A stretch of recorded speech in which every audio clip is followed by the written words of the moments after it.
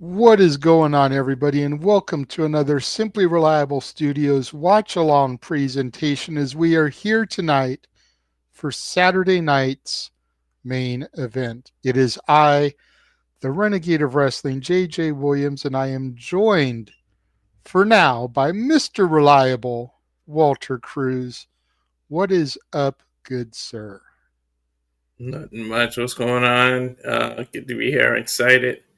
The fact that You don't our truth, sound excited.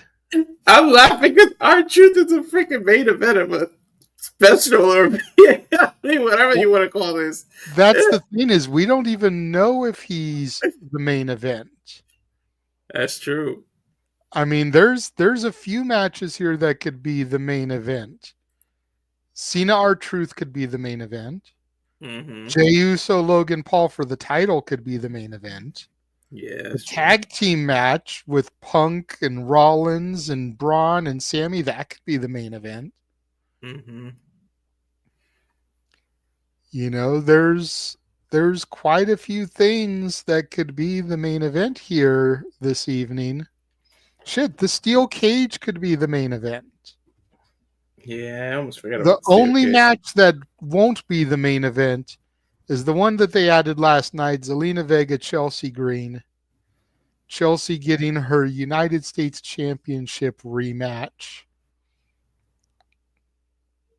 That's the only match we know won't be the main event. And that's not a slight against the women, but you know, when you put everything else in there, this is not going to be the main event. Yeah, that's true. But what do you think Although, about Zelina versus the hot mess Chelsea Green? I mean, Is there any chance that she's actually going to lose the title back to Chelsea? not this fast. I mean, she deserves it, but I feel like the title should be held on for a little bit. She's only the second person to win it. Like, you don't want to stop hot potatoing a brand new title. You're already going to make us be not care about it if you do that fast. I mean, look at Lyra. Lyra's been pushing that IC title. Now it's just starting to become better because of what she's doing with Becky and everything. There was a few times where she wouldn't even defend it, and we're like, yeah, come on, make this title important. But her reign, she's still the original one, and they keep it on her. This one already changed, but it fit the change. So now Chelsea can be the chaser, and it feels good. But there's, I don't know, at least I wouldn't change the title back that fast. But Chelsea seems to be so loved by Triple H and their powers that be that who knows, they might pull the trigger. Like, Chelsea's got some good people having her backstage. I'll tell you that. Yeah, no doubt. I mean, I know Noah was very upset when Chelsea lost the title, and Noah will be joining us here eventually for the watch along portion.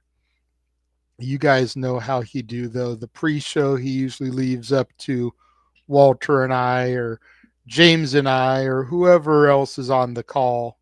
Mm-hmm. But yeah, I know Chelsea is very highly liked backstage and very highly liked by the fans. So it there's always going to be that asterisk, that question mark, you know, about whether or not she'll get it back. But I definitely agree the fact that she's just not gonna drop it that quick. They're probably going to open it with this just to get it out of the way, to be honest. Now, I honestly think they're gonna open with the steel cage. That's true. Because these two can't keep their hands off each other. I think they're gonna open with the steel cage and then we'll go from there. That's the way I would book it anyway. I would just start the show with the cage down and go from there. So let's just get into that one. The steel cage match. Priest and McIntyre. Now McIntyre got the dub at Mania. A lot of people saying Priest will get his comeuppance here. He'll get his 50-50 booking. But I've been hearing rumors that Priest has been working for quite a while injured. So could they use this as a way to write Priest off of television for a while and just let Drew beat the shit out of him using the cage as a weapon, and then you get Priest off television? That's That's what I would do because yeah, there's rumors that he's loved backstage and praised because he's been fighting banged up, as they put it.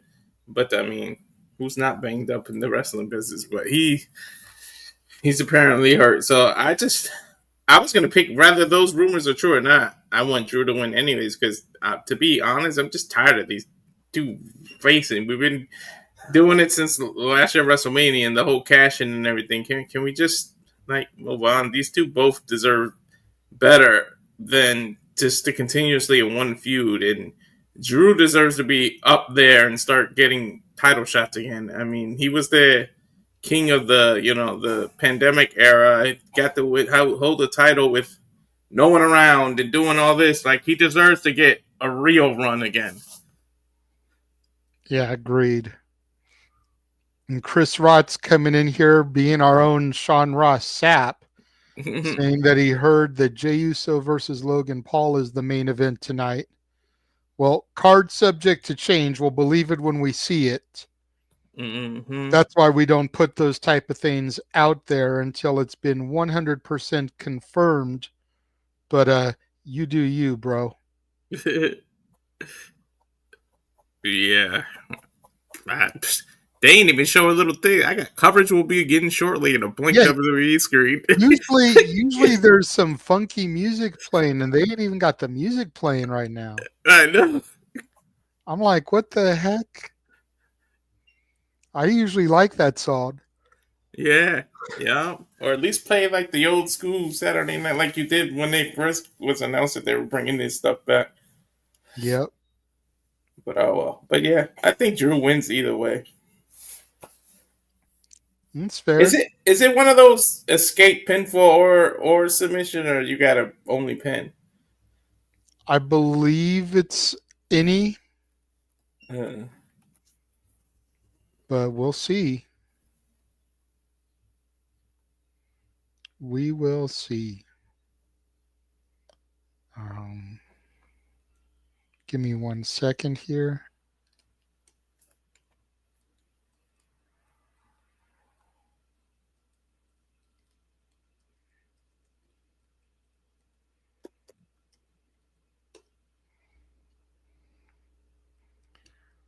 So the next match we'll kind of do the buffer here in the middle of the card. Seth Rollins and Bron Breakker versus Punk and Sami.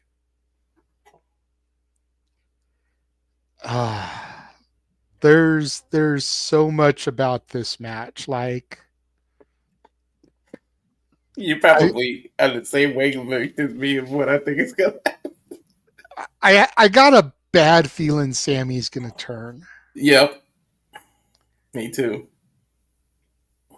But, kind of like how we were talking about on Simply Predicting earlier with the Daniel Garcia, Nigel McGuinness FTR match, does he turn during the match or after the match?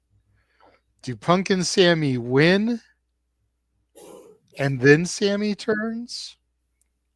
Or, like how do we get there? But really quickly, before you give your thoughts on that, popping into the stream live from the venue, Gino, what is up, bro? How are you doing, dude? Nice view. Yeah, you're pretty close. I don't know. Hype in here. They just booed Ron DeSantis on the building. Right on. You saying it's pretty hype in there? What's the turnout like? They're selling American Nightmare merch, Tampa Nightmare. I think Cody's going to be here.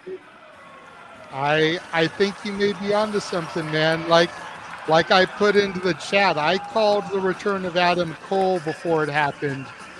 You could be onto something. Met up with Matt Hofstetter. Right on. I can't really hear you, I'll be honest. No worries. But I hope this content is worth the wait. What's the turnout like right now? How full is the arena? Okay.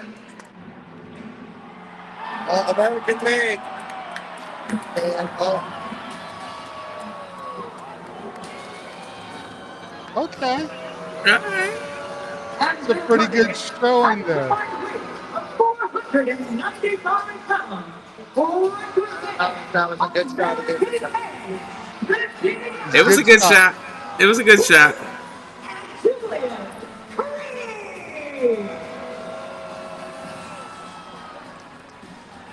Good stuff, Gino. Good stuff.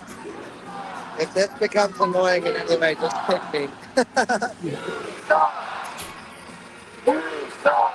Nice. Nice. You stuck for American Made in the heart of America there?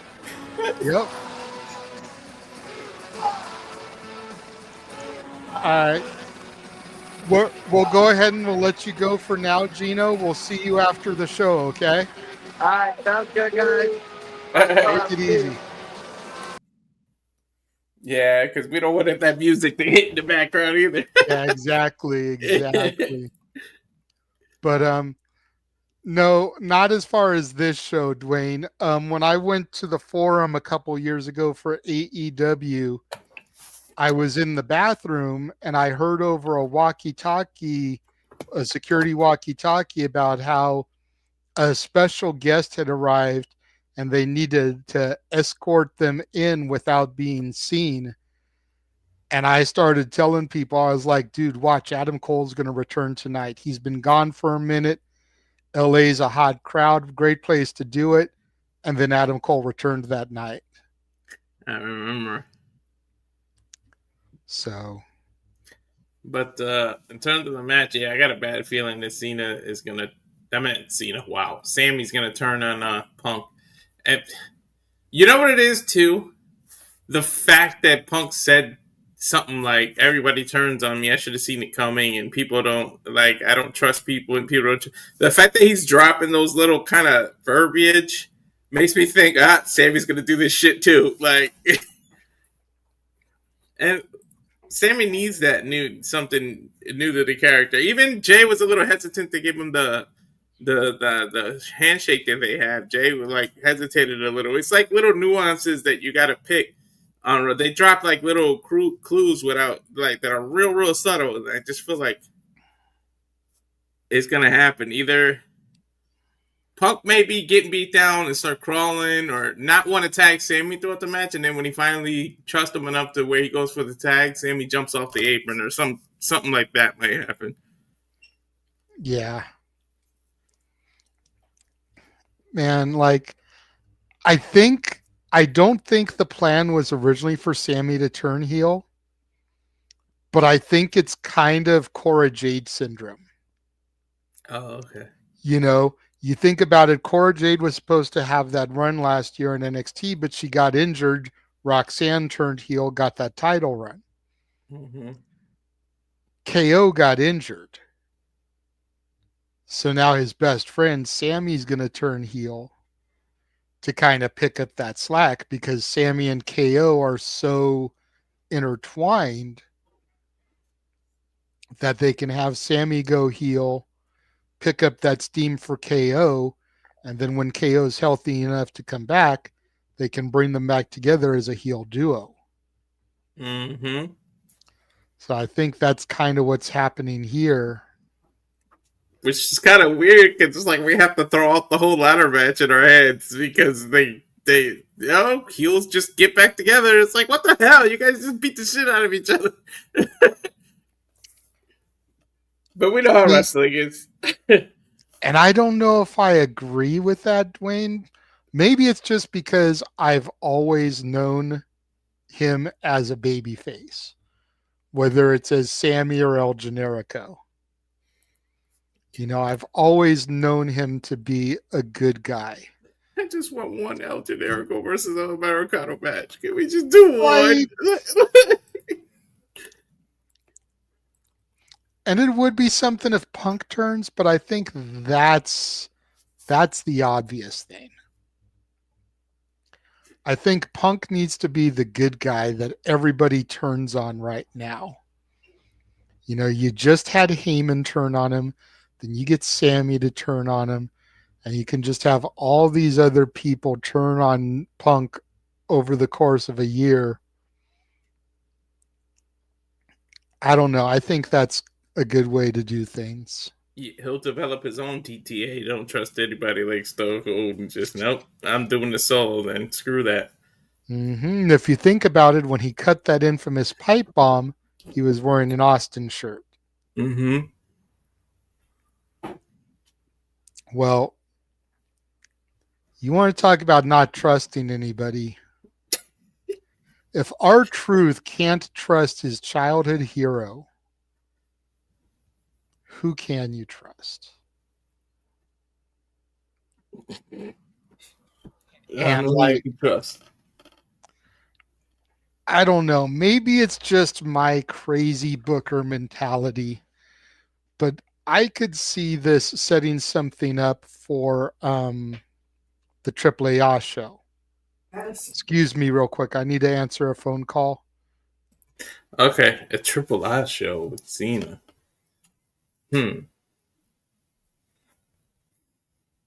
I get what you're just saying, everybody. But me, I think somehow R-Truth's pulling this off. The main reason that I think that is because the title isn't on the line. Like, why wouldn't the title be on the line? That alone makes me think somehow R-Truth can get a roll up because Cody Rhodes interferes and he comes back. Especially after what Gino said, how much they're selling his merchandise right now. So I honestly really think R-Truth is going to pull out maybe a fluky win, but it'll be because of R-Truth. Yeah, exactly, Kate. That's exactly what I'm saying. That's what's going to happen. But I think he threw in a new trailer in here. Since he's taking a phone call, I can throw that. Let me see if he uploaded one. So I'll throw this trailer up, and then we'll do that. And now for a taste of things to come.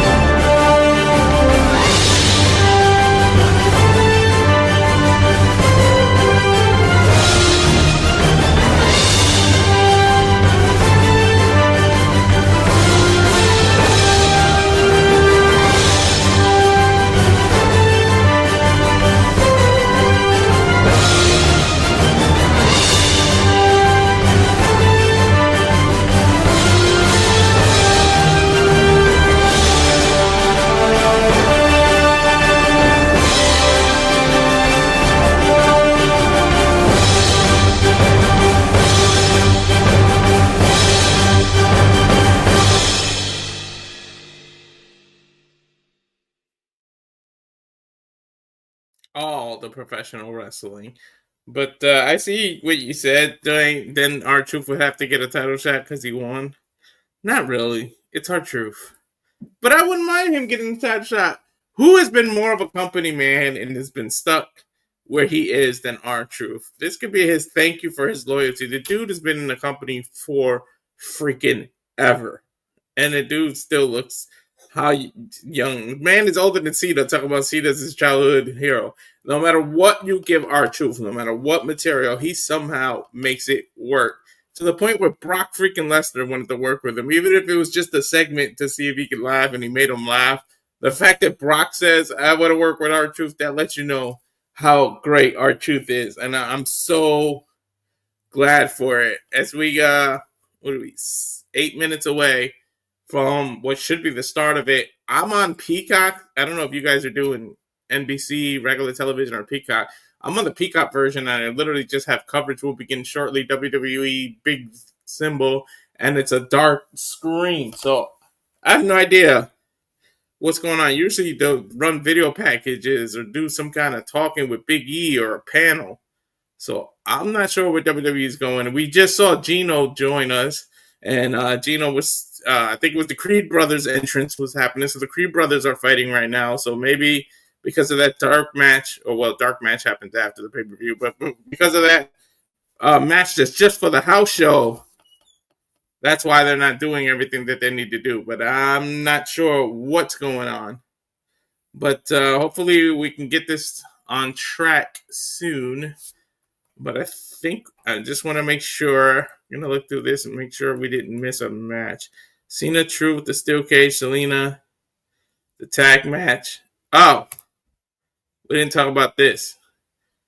The World Heavyweight Championship. Jey Uso versus Logan Paul.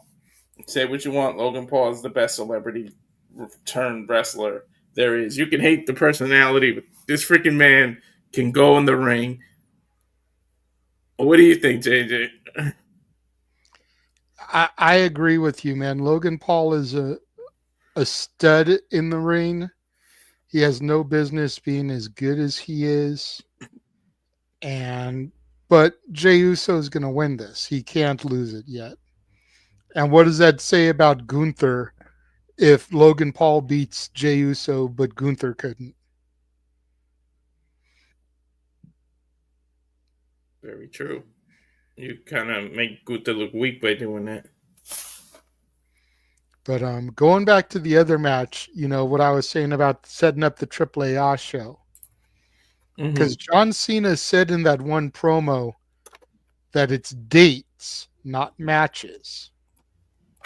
So technically, June 7th, you could double book him.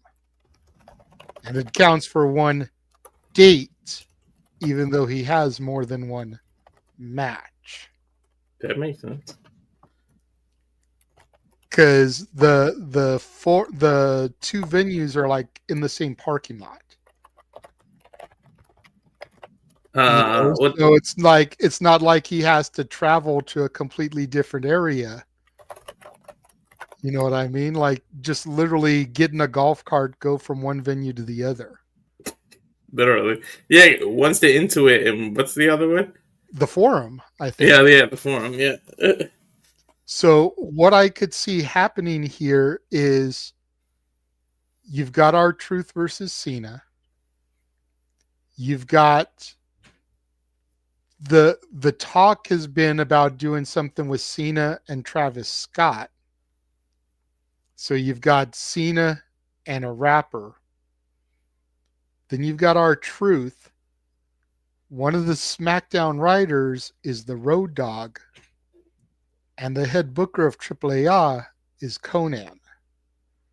So you got a 3LK reunion on the AAA show.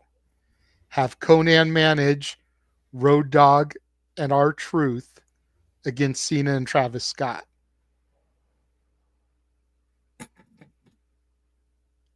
Dude, I'm here for it. And that can be early enough in the AAA show so as to not take away from the AAA Mega Championship and to give Cena enough time to recuperate so that if he wrestles on the Money in the Bank show in a title match, he's got time to rest in between matches.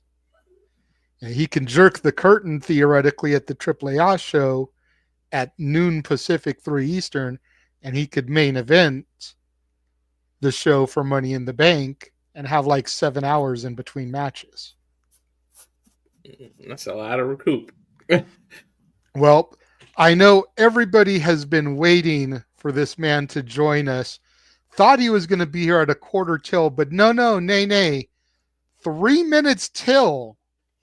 The Simple Man Noah Foster is in the building. Hello, everybody. It's been a while since I've done one of these WWE fans. This is the first time doing a Saturday Night's Main Event. JJ, Walter, good to see you again. Super Studios, good to see you all once again. This should be an interesting tour blog of Retro Fun Fest, interpromotional house show fun in between PLEs. But Should be some unique stuff to say the least. Still cage match. We got a Women's United States Championship match. We got a grudge tag match. We got John Cena and missing something, but I can't figure what it was. Oh, yeah. And the World Heavyweight Championship's on the line. So this should be fun. It's good to see you once again.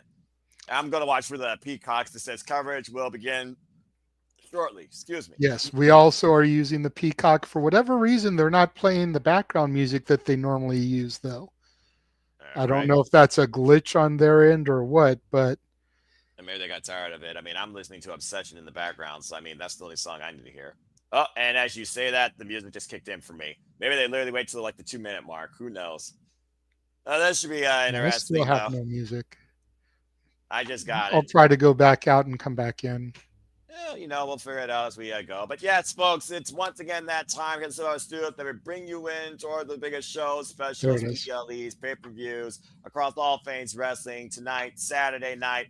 It is WWE Saturday. Well, that was Thursday with Collision, which again, if I wasn't doing this, I would be asleep. So I mean, this is no, you wouldn't, because you've still got the shenanigans that you've got to indulge in, like the chaos. That's deal with true. You all for 2.5 hours and bid you all adieu at 2 a.m. because that's been working so much better for me as of late. So I mean, but yeah, you will be happy to know Walter has a new show graphic since we were on the air last.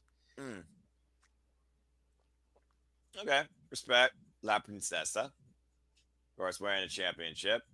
Appreciate it. The NWA Women's Television Championship that she recently picked up. Of course, she literally just won that off, I believe, Max the Impaler. No, it was actually Big Mama. Oh, it was Big Mama? I thought that for some reason had that. She must have the other. I think Big Mama took it from Max. Oh, okay, gotcha. See, I've been out of the loop of the NWA for a little while, so same. I haven't been watching every week. I've basically just been trying to tune in when I know she's going to have a match, or when there's a match that gets announced that really catches my interest. For some reason, just watching them on X, it isn't hitting for me the same way. Nah, not like it was on YouTube, not like it was on the CW. Nah. I like to be able to watch it on my television. I think that's what it comes down to at the end of the day, the end of the day. Yeah. And just watching it on X on my little computer screen as opposed to my flat screen, it takes you out of it a little bit. So, well, it's like Speed. How does that thing freaking exist when fit in the internet? But that's a whole different conversation.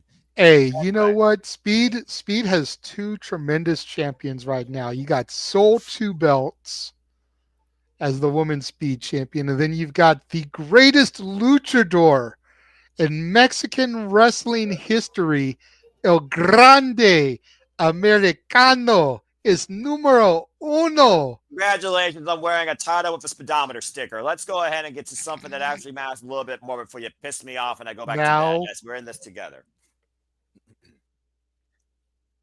Pause for you. Forever. I got it. Let me know when you get a shot of Florida.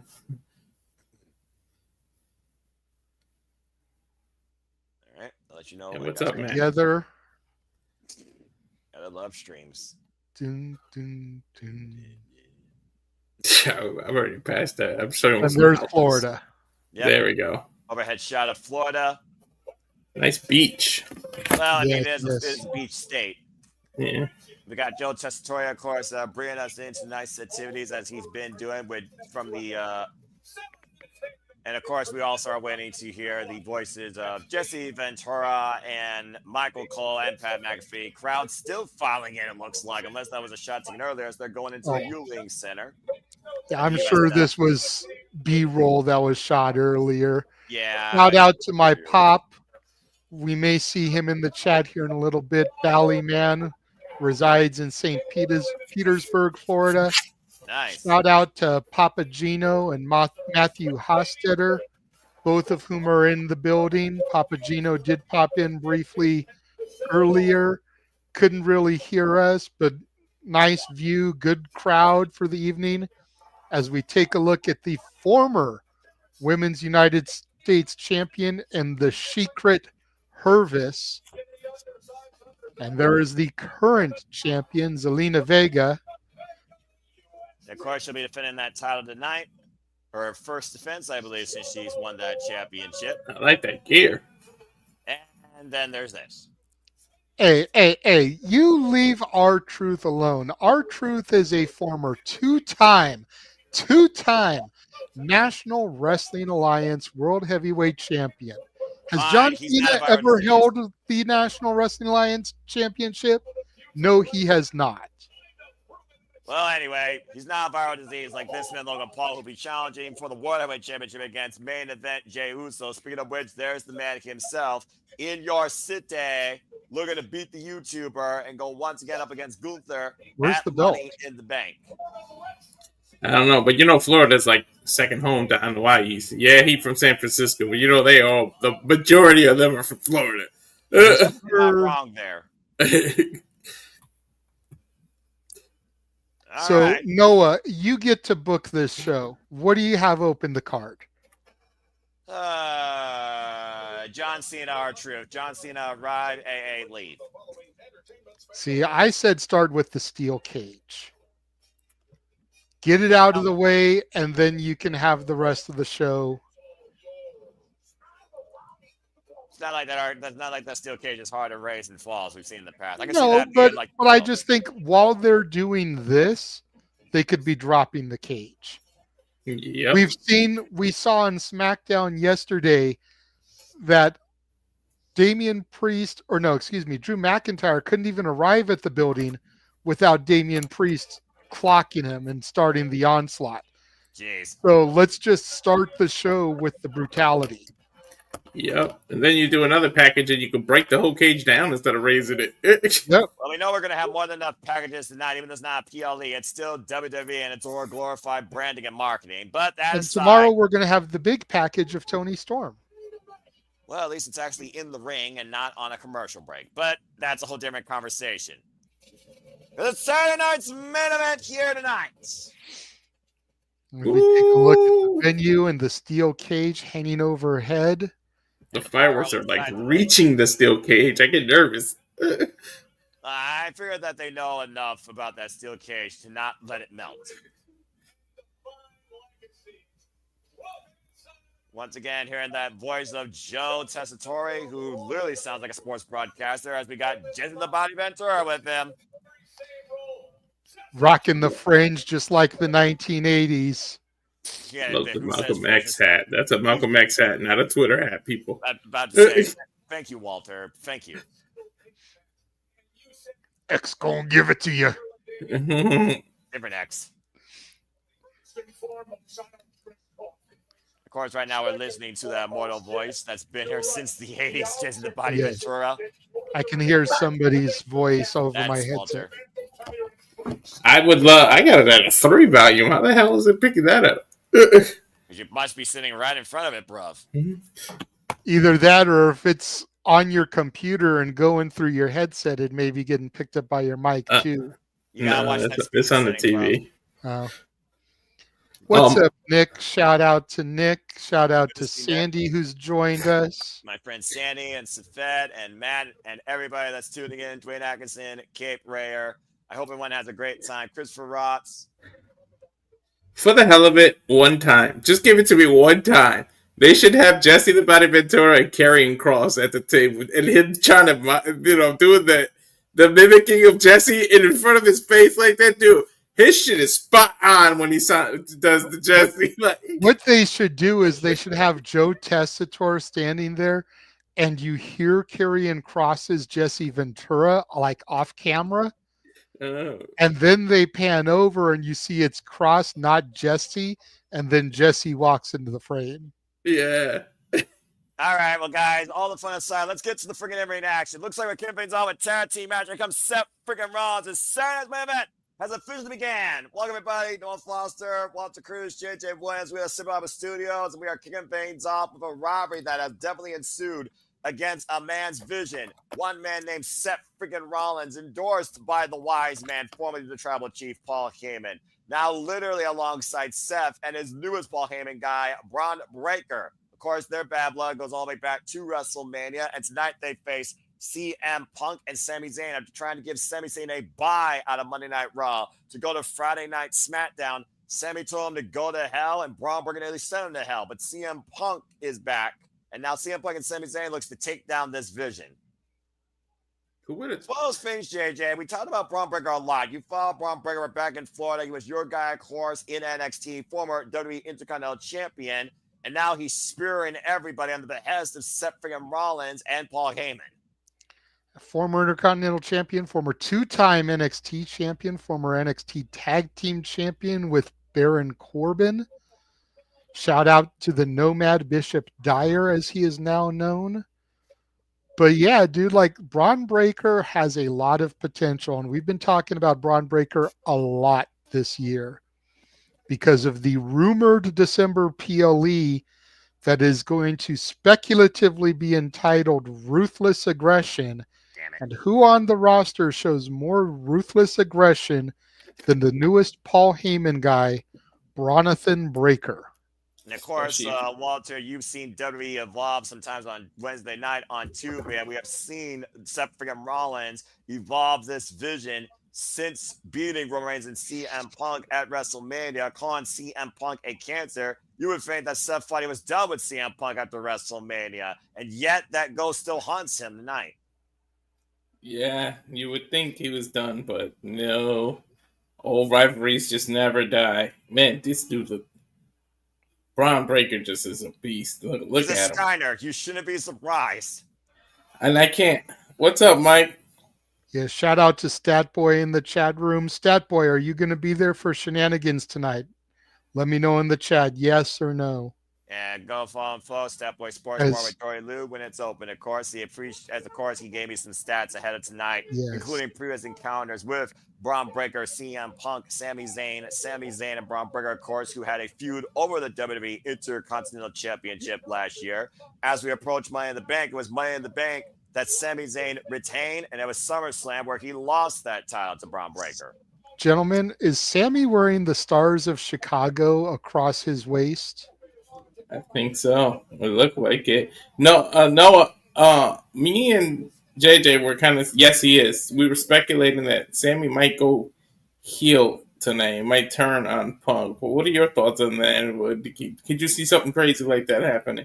I most definitely could see Sami Zayn falling in line to Seth freaking Rollins. Sometimes baptism by fire. Sometimes there's tough love. Sometimes if you can't beat them, you join them. It's a mentality as old as the wrestling business itself. Sami Zayn's always been an underdog. Go fight from underneath on his own. So why not, for the first time in your career, fight alongside somebody that wants you to be part of their vision? Well, gentlemen, it may be 5:10 Pacific, 8:10 Eastern, but it is now clobbering time on our television screens. CM Punk's first in-ring action since WrestleMania, where his best friend Paul Heyman walked down the ring to him as he was living his dream and turning it into a nightmare, betraying him in Saturday night's main event of that weekend. Mm-hmm. I'm a little shocked that this is opening. I mean, it's really one of those matches when you figure about what we have on this card that probably has the least implications when you consider the longevity of the support, respect, and friendship that our Truth had for John Cena, the bitterness and the rivalry that's going to be contained inside the cage, and of course, our other bouts are concerning championships. This one right here is a grudge rivalry. So I can honestly see why this is open. Here we go. Coming up fast and furious. Fists are flying in Florida. Rollins pairing off with Sami Zayn, Breaker, and Punk.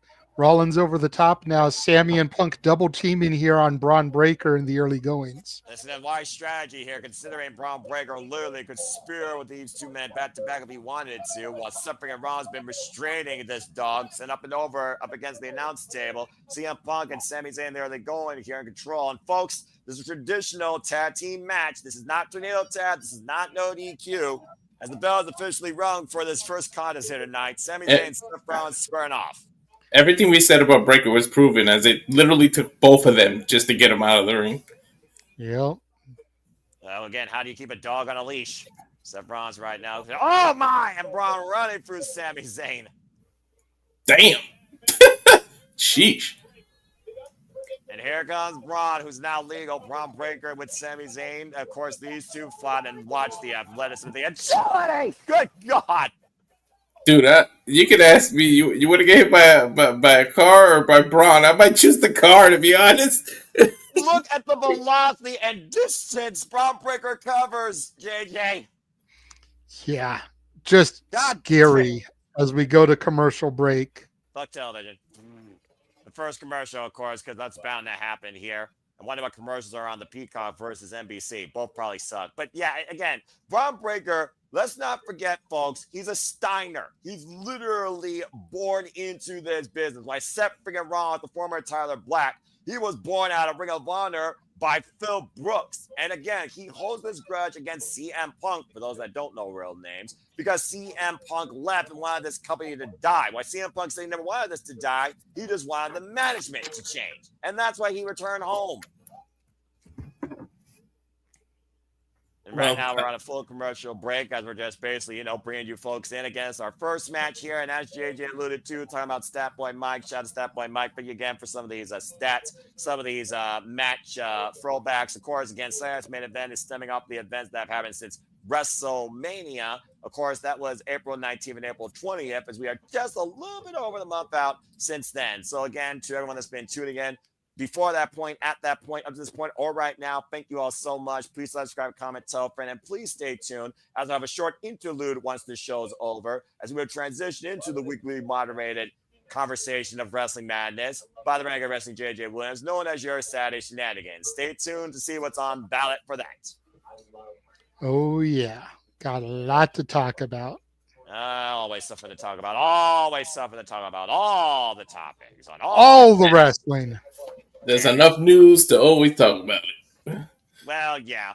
You all talk about, I just try my best to avoid it, and so far it's worked in my favor. And of course, out of the night, we'll be back here tomorrow with a double feature for you all. Double feature, as we'll be covering NXT Battleground with Walter Cruz and DJ, and double or nothing with me, our Canadian friend, Ash, and apparently James Keybird. So pick your poison and stay tuned for more on that as this wild weekend continues. And thanks to those that tuned Under Siege last night. We appreciate you. Yes. Make sure you guys keep liking, sharing the videos. Subscribe. Share it with your friends. Subscribe so we can get Walter and Noah potentially to Vegas next year for WrestleMania. Yeah. Or whoever. Yeah, we might want to be fair, we might do it on a Saturday if I get to the 200 and have you spin the wheel, and whoever lands on the wheel, that's who we should put sends to Vegas or wherever. Why are you all so hell bent on this freaking mission? Is beyond me. But honestly, I say it depends on where Mania is. Yeah, as we're back here live, because me and you are going to be living in California, so it's not going to be difficult for one of us to get there. Yeah, you'll be on the West Coast, as I'm on the East Coast. We're in the East Coast now with Florida. Seth Rollins is squaring up, and Sami Zayn, to your point, cheap shots behind the referee's back. Shout out to the Saturday's Main Event corresponding team, including Michael Cole, Pat McAfee, Joe DeStore, Governor Jesse Ventura. Yes, folks, he's a governor. Kathy Kelly, and of course, Lillian Garcia. Yes, good to see Lillian back for Saturday night's main event. Yeah, if those are the only shows that she does every year, I'm here for it. Bron Breakker, here's the cover off the suplex, gets a 2 count. Bron doing the old Scotty Steiner push-ups coming off the 2, just like his uncle. Look at that gnarly scar there on his chest. He hurt himself jumping on that table. That's what happened, huh? Well, I mean, again, reckless abandonment be damned when you pull this dog off the leash. Now we got Seth freaking Rollins in the ring. Seth freaking Rollins knows all about injury. Been literally fighting with injury while he was World Heavyweight Champion. Of course, previously challenged Main Event Jey Uso for that title. And it was CM Punk that ruined that plan to regain that vision for the Visionary. Time made it CM Punk. Do you guys think there should be a name to this little climbing group, or should we just leave it with Seth and Bron? Well, again, he calls this his vision. The vision seems like the most appropriate name here, but I would just call it what it is. Just call it the people in the group. JJ, your thoughts? I like calling it the New Dangerous Alliance. The New Dangerous Alliance. You know, you can drop the new part if you want. You just call them the Dangerous Alliance. Code Red Code red to your point. Cover on Seth freaking Rollins. Kicking at 2. And the Does look CM on Paul Heyman's face is the same look I got. Jesus Christ. When did CM Punk start doing pop rocks? Dude, Apparently taking a page on one of his adopted daughters. Of course, congrats to Roxanne Perez, officially signed to Monday Night Raw. Oh! And qualified for Money in the Bank. And Julia, of course, on SmackDown as CM Punk takes the Bulldog and clothesline, wiping out Bron and Seth. Officially signed to SmackDown and also part of Money in the Bank, which of course will be covering in June on that double feature day, Saturday. I thought they said you can't teach an old dog new tricks. Well, when you're CM Punk, I guess you might try to be timeless. Elbow drop, cover up the far leg, kick at it too. I'm still dumbfounded at CM Punk pulling off pop rocks. I wonder what Roxanne's got to say about that. I'm sure. I wonder if he told her. It's got to warm her soul to be like, my daddy did that. I mean, she did say she was a Drew McIntyre fan, now not a CM Punk fan. So I mean, that was all in heel heat character. Roxanne is starting to get babyface reactions again. You think he told for the pedigree connects on Punk? Oh, you think he told her backstage, JJ? Watch this. I'm gonna pull it out. Game over. Hold that thought, Walter. Kick on it too. No. I think he surprises her. Yeah. Bron Breakker now coming in to the aid. Of course, Bron Breakker has not yet been pinned or submitted since joining Seth freaking Rollins and this vision being endorsed by Paul Heyman. Pull down the rope. Bron goes over the top there. Sami Zayn. Good low bridge.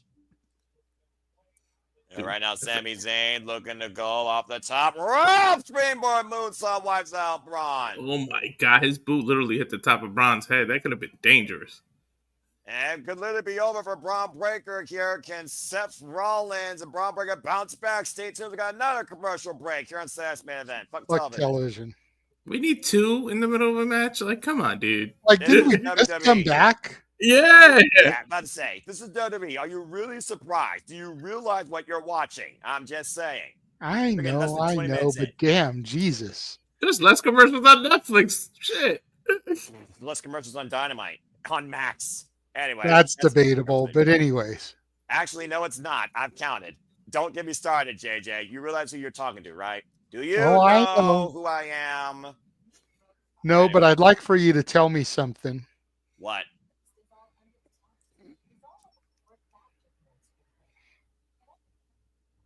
Really?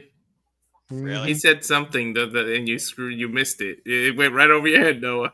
Yeah, I just realized that he's trying to trigger me. He's trying. Well, no, I was also trying to go with the Alicia Edwards. Oh, do you want to know something? Freaking Boston trash tramp. Anyway, don't get me started on Under Siege last night. Hey. Leave Alicia Edwards alone. She's a ride or die. Ugh. She ruined a man's career. If only we could find more women as loyal as Alicia Edwards. I'm just saying. There's a reason why half of America is in divorce. But anyway, again, another full commercial here. I'm all gas, no brakes this weekend. Under Siege unhinged me, and this might do the same thing tonight if pushed the wrong way, quite literally. Thankfully, you've got Double or Nothing tomorrow to reel you back in. Yeah, that's true, but I'm sure something there is going to piss me off as well. A lot of stuff's pissed me off as of late, especially in wrestling. That's a different conversation. It's a Jacob Fatu reference. That's awesome. Yeah. Dude, this is Noah. Who the fuck you talking to? I'd say, do you realize who Jacob Fatu is? I mean, former MLW champion, United States champion. The whole thing about him and Jeff Cobb coexisting remains to be seen. Of course, JC Mateo. That should be a topic alone. What do we think about that damn name change for tonight? Yeah, here's my answer. Fuck WWE names just like Def Rebel. And if I remember correctly, I think someone told me Fraxium got Def Rebel. So there you go. Fraxium anyway, I told you that. Oh, brother. Yeah, I know what I mean. And of course, again, as JJ and Walter alluded to, the next time we cover WWE for you all will be a double feature as we have Worlds Collide, Lord help us, and Money in the Bank, both on the same day. Stay tuned for more on that. And House of Glory Puerto Rican weekend. Well, I got Tomoshi E versus Mike Santana, so I'm already looking at that more than the other two shows. But I will say this. last year's Money in the Bank, despite Drew McIntyre once again failing the men's, that men's Money in the Bank has devalued so much since Austin Theory's United States freaking thing.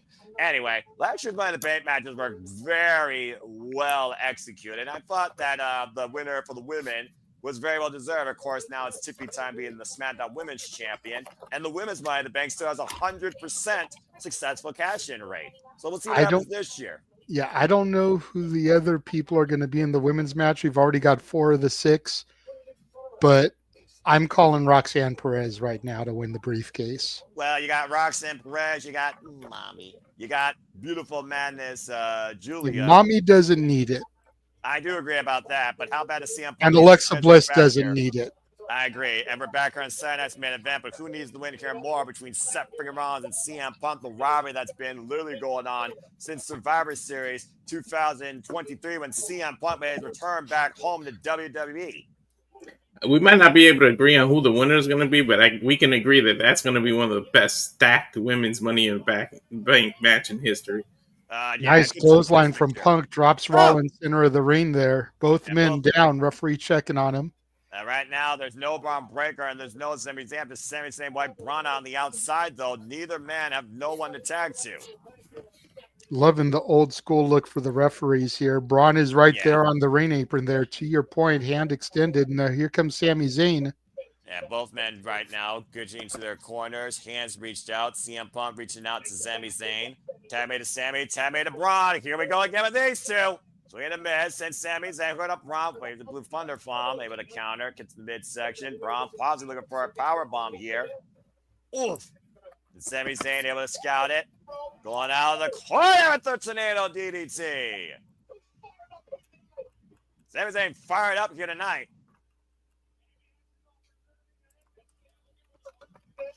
Sami right now with a major opportunity here, scouting Bron. Seth picking the leg, though, preventing the haluva kick attempt. But CM Punk over the top with the plunge wipes out the Visionary.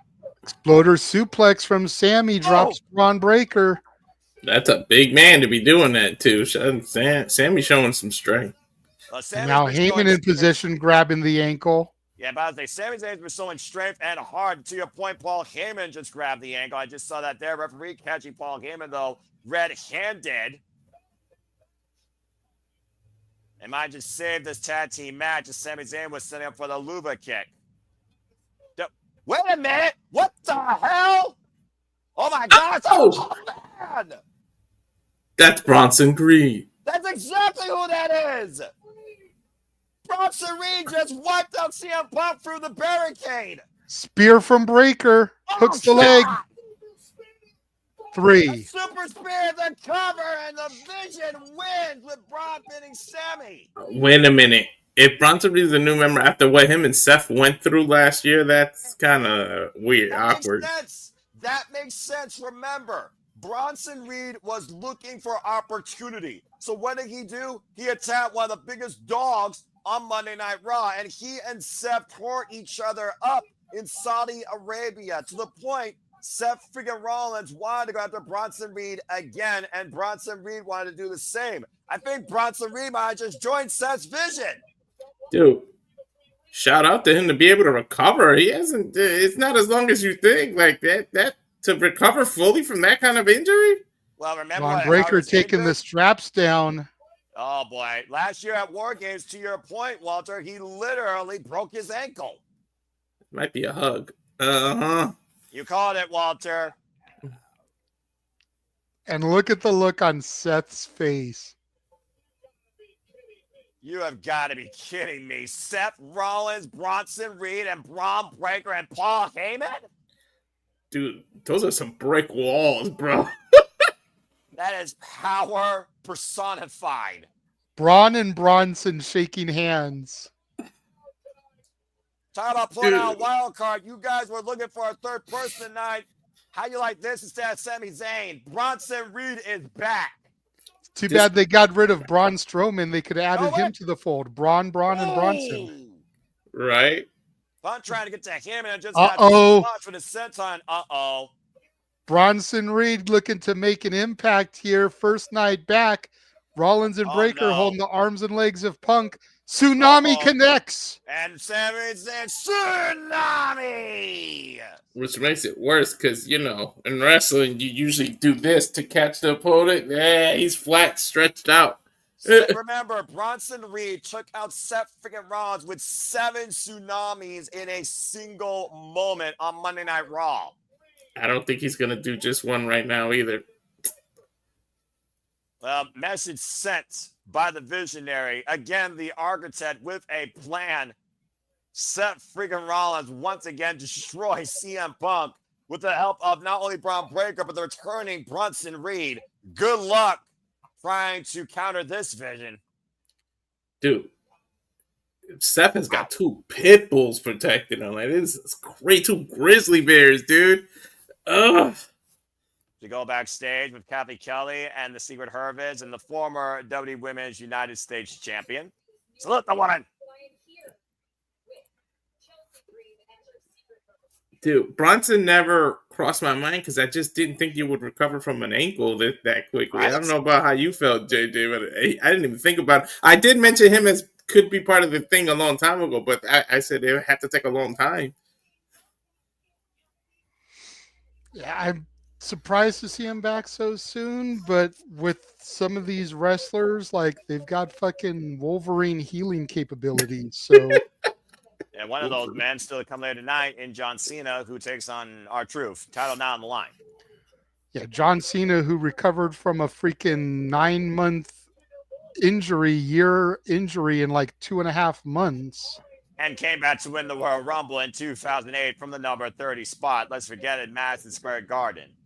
And that was 2008. Just imagine how far along we came in medicine and technology now. So, well, think about history in 2025. It was Chelsea Green that won inaugurally the WWE Women's United States Championship. She set the pace for that title. She was the hot mess of the U.S. Now she has her Secret Herman. She's looking to get that back. I love me some Chelsea. Yeah, it's still a crime against America that she's no longer wearing that title. Piper Niven and Alba Fire here. Agent P, Agent A looking to right an injustice here tonight. Can Chelsea Green win the title back from Selena Vega? Are we just going to completely overlook the fact that we've got a Canadian and a Puerto Rican fighting for the United States Championship? America's the melting pot. Just throwing that out there. Like, we just going to overlook that fact? I mean, it's more international than the Intercontinental Championship. I mean, before you know it, WWE will create their own international championship. Probably be more worthwhile than the Speed title. Who knows? Anyway, there is nothing more prestigious than a championship being held by the greatest luchador of all time, El Grande Americano. Chad Gable, Chelsea Green goes up against Selena Vega to try and get her title back. Let me come back for this commercial break. Fuck television. Don't get me started, JJ. Don't get me started. While you're a few seconds ahead of me, I have no problem echoing you like a parrot, except saying that he's Chad Gable until the cows He is not Chad Gable. Prove it.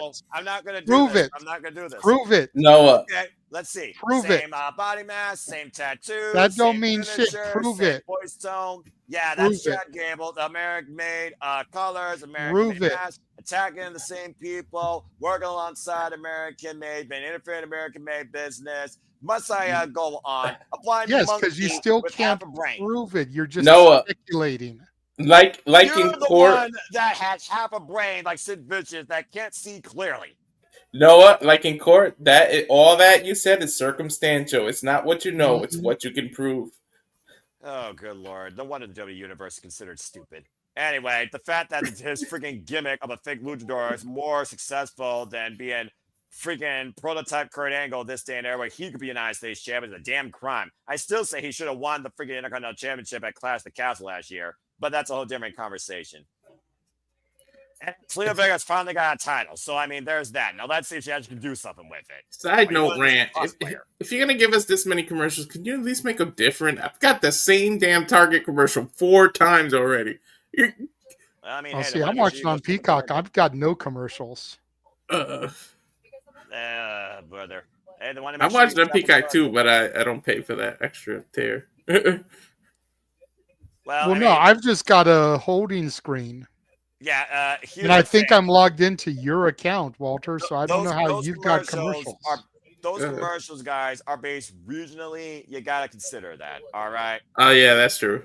Before I go into a rant on television, Chad Gable and Selena Vega being the United States Women's Champion. Again, folks, for those that just now tuning in, we're one match in. It is Seth freaking Rollins and Bron Breakker with the win, face the returning Bronson Reed that has now joined Seth and his vision. So good luck overcoming that threesome and Paul Heyman.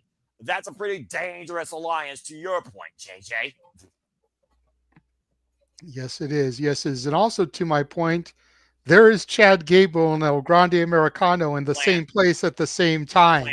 So until you can prove to me they are the same person, I have physical, photographical evidence that they are not.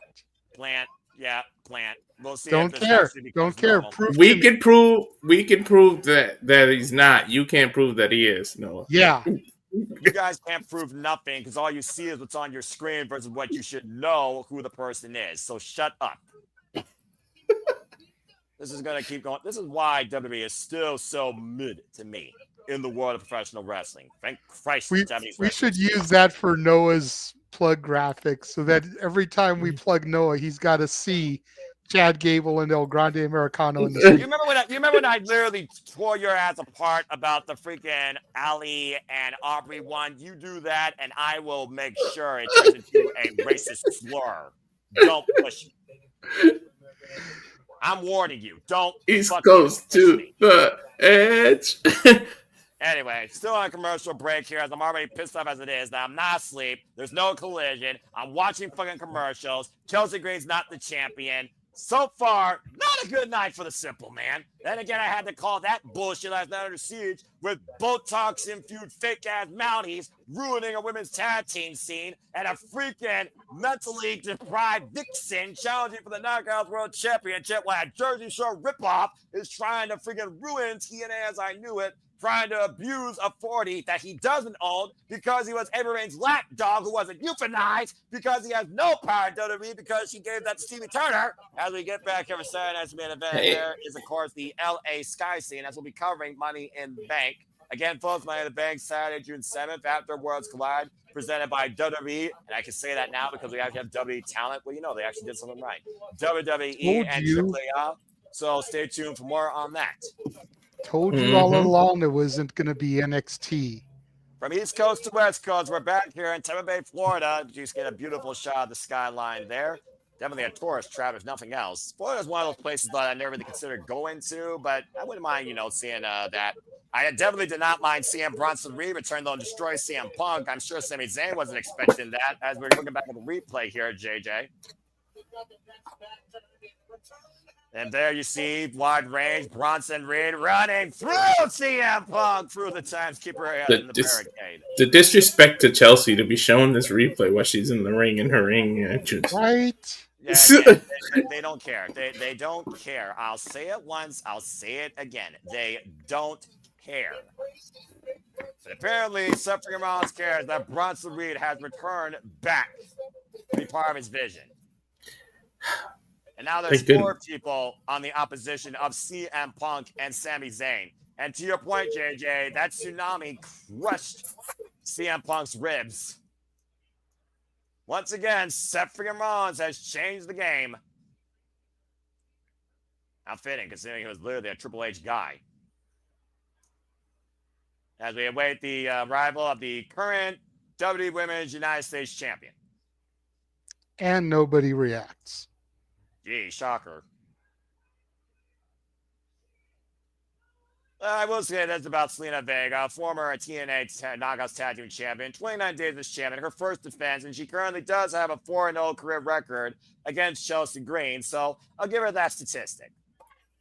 Is she 4-0 or she's just 4 feet tall? Probably both.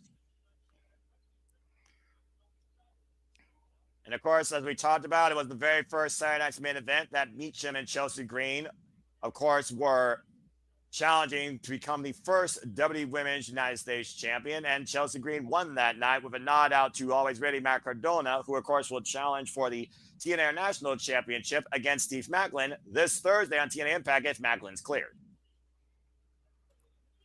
WWE, can you just sign Tiffany and just have her squash Vega and be the Puerto Rican princess of WWE, please? Right. You wish. They'll put her on Evolve before they put her in NXT. Anyway, WWE Women's Championship on the line. Not much history here, folks. As we said, Zelina Vega is the second ever champion, and this is her first defense. Bell sounds Veterans, by the Chelsea way. coming right out the gate, taking down the champ. And look, you trigger Looks a like hot she's mess. ripping out some of her extensions as well. You trigger the hot mess, all bets are off. You know what happens when Chelsea Green's unhinged. If you saw Laura Vaness in TNA, you know exactly how dangerous Chelsea Green is. She don't give a damn.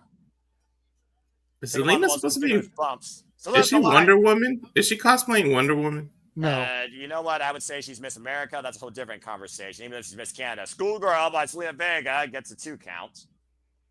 Now, I'm not sure who Zelina is supposed to be, but it's not Wonder Woman. Oof. I've seen the same scheme on La Princesa to your earlier point. It made me think of her gear. And now Zelina Vega might be taking a nod to Rey Mysterio. Trying to go for the Tiger Feint kick. What's the area code in Tampa Bay, Florida? Jason Green right now, tail the tape. Clearly the taller of the two. Then again, who's not taller than Zelina Vega? I was just going to say that. Seriously, like when they were doing the backstage segment on SmackDown, I forgot how short she was for a second because Chelsea just looked like a giant next to her.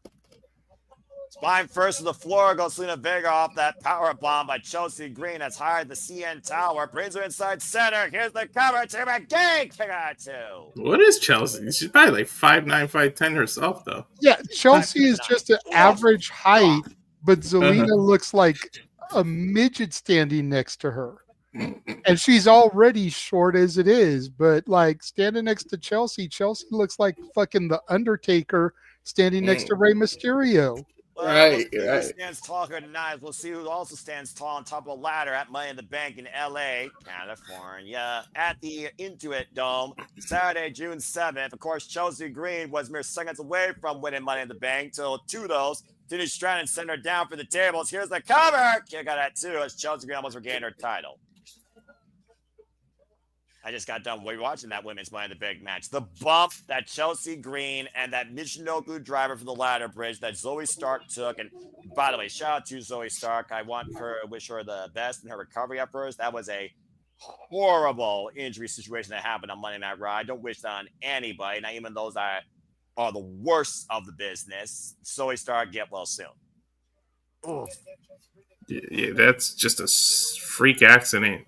Yeah, I mean, you saw the way that her ankle literally twisted. That's almost as bad as what happened to Sky Blue in her match with Hikaru Shida. It was a freak incident. Unfortunately, it's just sometimes the nature of the business, JJ. All it takes, literally, bouncing on a lightning bolt, life or death. You take one wrong misstep and you put yourself on injury reserve. Yeah, that ankle was more twisted than Keith Sweat's love life. Chelsea Green right now. I'm glad you got that, Walter. Of course. I'm a 90s R&B all day. Oh, boy. I didn't think Noah would get it, so I'm glad you did. Chelsea Green right now, falling out of the corner. Oh, went for the splash. Zelina Vega got out of the way, though. Zelina Vega with a rolling kick just rocked the hot mess. You know what? If Chelsea doesn't get it back, I wouldn't mind one of her Secret Harvest people being the next one, especially Piper. Make America great again and get that title back on the Hermits in the hot mess. And Zelina Vega right now. So we'll have it go from a Canadian to a Puerto Rican to a Scot. Yeah, right? You know what? How about you just trailblaze the world? Not brought to you by Daft Punk. Nice backdrop suplex, though, by Zelina Vega. Around the world. Not copyright, damn it, not copyright. And right now, Zelina Vega following in with the double knees in the corner. Previously the manager, of course, to former NXT champion Andrade El Idolo, member currently of the LWO with Rey Mysterio, Dragon Lee. Whoop. Dude. Able to get out of the way. Roll through, and whoa. That was unique. I don't even know what the hell to call it. And right now, looking to give her a makeover and make her lighter. Oh, but caught in a backstabber. Well, what is up with the kick up? It's starting to become a super kick. Does everybody and their sister have to do a damn... I think Zelina Vega got caught on the ropes and maybe caught Chelsea Green on the nose there. I did not necessarily see how well that call connected. And right now, the Fire distracting the official. And Agent P, Piper Niven right now, trying to take Selena Vega out. That was a 6-1. There was no 9 in there because she Right? didn't get it. Over Tampa, Florida. Someone tell me. I'm not even sure there was a 1 in that. I think it was just a 6. And what the hell? Wait a minute. What is Selena Vega looking for here out of the corner? Code red. Green. Oh, boy. From up top, up the second row. Sunset flip power bomb. To retain. And to your Vega's done it. And to your point, with that botched 619 from our champion, Chelsea's bleeding from her nose. And Selena Vega has once again painted the town red at the expense of Literally. Chelsea green. Literally, indeed, JJ. Right? Yeah, Painted the town red with Chelsea's blood as we take a look again at the code red off the top. And sunset flip power bomb to your point. Out of the corner, Selena Vega, deep stack up. Are we going to see that move in like every match tonight? Because we saw Punk do it, and we saw her do it for the win here. Well, I still if John Cena does a fucking code red, I'm going to lose my shit, y'all. I mean, he has done it before, hasn't he? Yes. Well, coming up next, we'll find out. Well, I mean, hey, at least it's not the main event. John Cena beats our troop in less than 5 minutes. Coming up next is Saturday Night's main event, folks. Brought to you by Dude Wipes. Yeah, because, you need to wipe your ass of this situation, I guess. Well, Chelsea needs to wipe her nose, poor girl. Yeah, that's a whole different conversation and a different tissue. And we'll be back here short after this commercial break. Fuck television. Oh, God. They went and from fuck that Cardi to B, Cardi too. B. Yeah, exactly. Fuck cares about Cardi B? I don't know. The only thing people like about Cardi B are her assets. I don't even And like her that. rapping, that's for damn sure. I don't even like that. It's too botched. This is what happens when you make pop culture more predominant than actual in-ring competition. This is the WWE. But yes, the first ever 2-night SummerSlam history to come in August, and we will be covering it. Will it actually be better than WrestleMania? Will it actually involve someone with better musical talent ruining a main event? Stay tuned. And that's No, bar, Mikey, apparently the main event is going to actually be the title match. As it should be. I mean, his name is literally Main Event Jey Uso. Yes, but how many times has the World Heavyweight Champion been in the middle of the card? True. How many times have you been the opener? Your Honor, I would like to talk about WrestleMania Saturday night this year, WrestleMania Sunday night last year. I rest my case. Anyway, again, different conversation. Still fuck television. Damn it, Selena Vega. Chelsea Green, I salute you still. Get your nose fixed. All right. Well, again, we're back on a commercial. We talked about a little bit what's coming up. We talked about a little bit what's coming up tomorrow. And, of course, we'll have a short breather for a moment. Thank the Lord. Till then, but also shout out to everybody that's celebrating and enjoying Memorial Day weekend. And, again, to Memorial Day, for those that do celebrate, it's about honoring the fallen and remembering them. Respect. Well, you mentioned everything that's coming today and tomorrow. Why don't we show people what's coming beyond that? And now for a taste of things to come.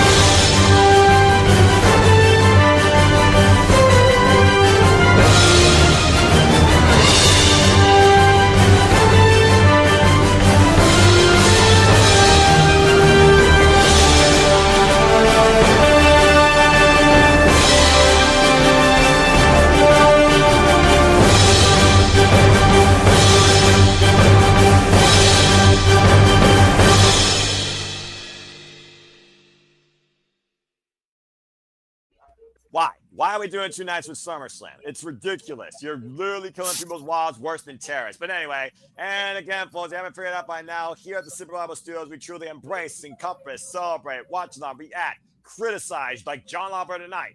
All the wrestling, or at least I do, since I'm the only one in the suit. And welcome back here to the Super Reliable Studios. What is it, Walter? Did that GCW show say Hartford, Connecticut?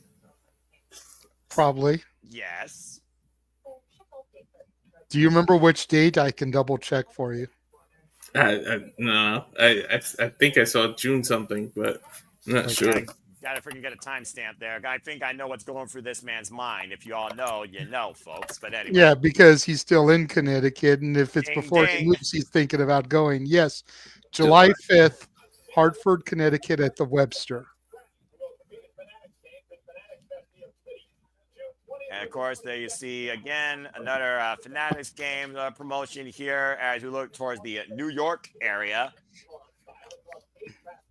Sandy, a lot of that has to do with the fact that, number one, I don't see the graphics for those because I don't really follow the websites. And two, we got to make sure we've got a team that's willing to be up at the buttfuck crack of dawn Eastern and West Coast time that's willing to cover that shit. I'll tell you this much. The New Japan America stuff that happens on American soil, we cover all the time. Yeah, but the actual shit that takes place in Japan, a little bit of a harder thing to try to cover.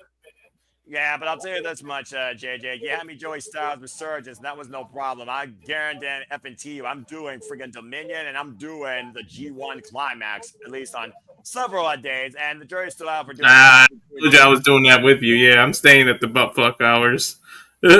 You are brilliant, and I applaud you for that. Now we just got to figure out the great Stardom shows that are coming up. Maybe the finals, the 5-star Grand Prix, when that comes. Damn it, guys. The summer of the round robin tournaments is coming up for Dragon Gate, for Noah, for freaking Stardom, and for New Japan Pro Wrestling. So there'll be more than enough options for us to really be up at the craziest of hours before dawn. Trust me. Damn it. I took too much time off for the move. Dude, Chad Gable is fighting Vikingo at Worlds Collide. What the hell? Wow. Not El Grande Americano, Noah. Chad Gable versus Vikingo. All right, and of course, that will be streaming on YouTube in English and Espanol, 3 p.m. Eastern Standard Time, folks. And Walter, I expect you to do Spanish commentary for that. And for those that don't know, Gil de Vikingo is one of the most famously recognized luchadors in the world, former record-setting AAA mega champion. He is a highlight reel. And there he is a highlight reel. Dude, second row tickets are only $50 for that GCW show.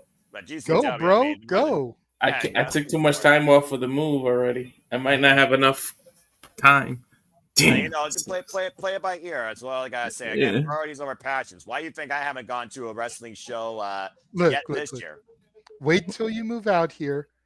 Come to the one on September 20th in LA because I'm going to try to go to that one. All right. If everything goes good with the show I'm trying to go to in June, then I'll probably deja vu it in September if I don't have my own car by then. I know my friend Noah in Columbus as I was going to Monday Night Raw, I think, next month, and I'm like, probably not. I don't have the money right now. I got to figure out my freaking house note mortgage rate went up. And I'm also doing some housework, actually, trying to invest in this. So it's like, I'm not traveling or doing anything this year. I'm not doing anything anytime soon. I haven't done anything since Fright Night Dynamite last year in October. You might be doing Vegas next year. Subscribe, people. Stop I mean, you could always go to the Gathering of the Juggalos in Thornville, Ohio, and see the GCW shows on those days. Depends. I could just imagine Noah at an ICP heavy event, dude. The Gathering of the Juggalos and Noah Foster. Wow. Oh, JJ. Insane Plus, clown. Everything I gotta do, it's gotta be Greyhound and there's gotta be lodging. So again, a lot goes into my stuff because I don't have a license, I don't have a car. So again, you have to wait and see. As we got. Are you scared of flying? No, I just don't have the money. Also, they're doing some real ID bullshit that you gotta have now to even fly, and I don't even have that. I don't even know what that's about. Well, you better get it next year because, I mean, if she's sending you, she's sending you. You don't gotta worry about prices. Oh, Yep. I love feet. She'll pay for your transportation and your lodging with him. All you got to do is come up with food money. And trust me, Vegas, you can do cheap food. I mean, hey, I'm already cheap. I don't think she has to pay me a lodge because you can just be with me. So I mean, That's what I'm saying. You guys will lodge together. And all he's got to do is worry about food. And she's buying your tickets to Mania. Well, that being said, this so the only things you got to buy is food and independent wrestling shows, because I know you're going to go to some indie wrestling shows. Yeah, damn right I am if I ever do that. And a wrestling convention. 2 things I haven't done ever. Anyway, right now we got a video part probably longer than this next match. So we're getting ready for John Cena versus Will you stop? This match is not going to be a short match. It should be. I picked R-Truth to win, believe it or not. If R-Truth wins, I'm walking out of this freaking building. He's winning via a roll-up or something silly because of Cody. I mean, think about it. This isn't for a title. That's my point. So Cena could lose this and not lose the title and then beat him down afterwards in order to sell the shit. That's why I say, I was saying it to Walter when we were on the air earlier, and you kind of came in during the tail end of this. This could set up something for the AAA When Worlds Collide show. Road Dogg and R-Truth versus Cena and Travis Scott. Oh, Conan managing them. 3LK reunion for the AAA show. And then you can freaking run it back and have Cena on Money in the Bank. Oh, look, all I know, the only way R-Truth wins is if John Cena bludgeons him within an inch of his life out of this match to get disqualified, just to prove a point about, again, didn't need you. But other than that, whatever. Anyway, we got another commercial break, so fuck television. And again, folks, John Cena versus R-Truth, a rematch that hasn't been seen since Capitol Collision, if you remember that debacle. So yes, this I should do. be interesting. I reviewed it on the members side of the Casa D18 Studios channel. Shout out to the people that subscribe and pay for the members exclusive content, which I admit dried up for a while. Hopefully now with the move, things can start picking back up on my normal content. But thank you to the people that still ride with me, like Arlene, whose lifelong dream is to meet Noah Foster. Yeah, y'all nice. I'm just saying, you know, she says it right there. Meeting Noah is the dream. And I'll arrange it. I'll have my car. So I say, let's get Walter to 200. Get Noah and Walter to Vegas. Then I can just worry about getting out there on my own. Like I said, even if I don't go to Mania, stay in the room with y'all and just go to some of the incidental indie shows. The 3 of us then, and if the 3 of us are there, we might be able to get James to figure out a way for him to get there. Oh, Lord, and we could actually have the Fab 4 in Vegas together. Just think about the content videos we would put out, because we'll be all in the same venue. We'll be all set up cameras and doing videos. I remember the last time I was in Vegas for wrestling when Jeff and I were there for the pipe bomb. Jeff, me, Stat Boy, and our other friend Ray literally cruised the strip, filming content at all these different venues that had wrestling history. We filmed out in front of Caesar's Palace because of WrestleMania 9. We filmed in front of the MGM Grand Arena doors because of all the Halloween Havocs that were there. We filmed at all these different locations that had wrestling history in Vegas, and we compiled it into one video.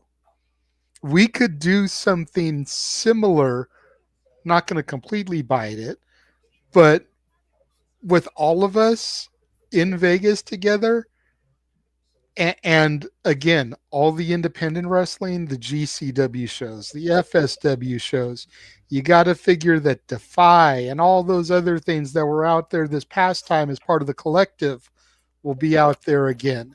And probably then some and more. I get what you're saying. And Sandy, the Like, jury is out, and we'll talk more about that during the Saturday shenanigans. And always thank you for your support and your questions. As, of course, we get ready for Saturday's main event to, of course, come back here shortly.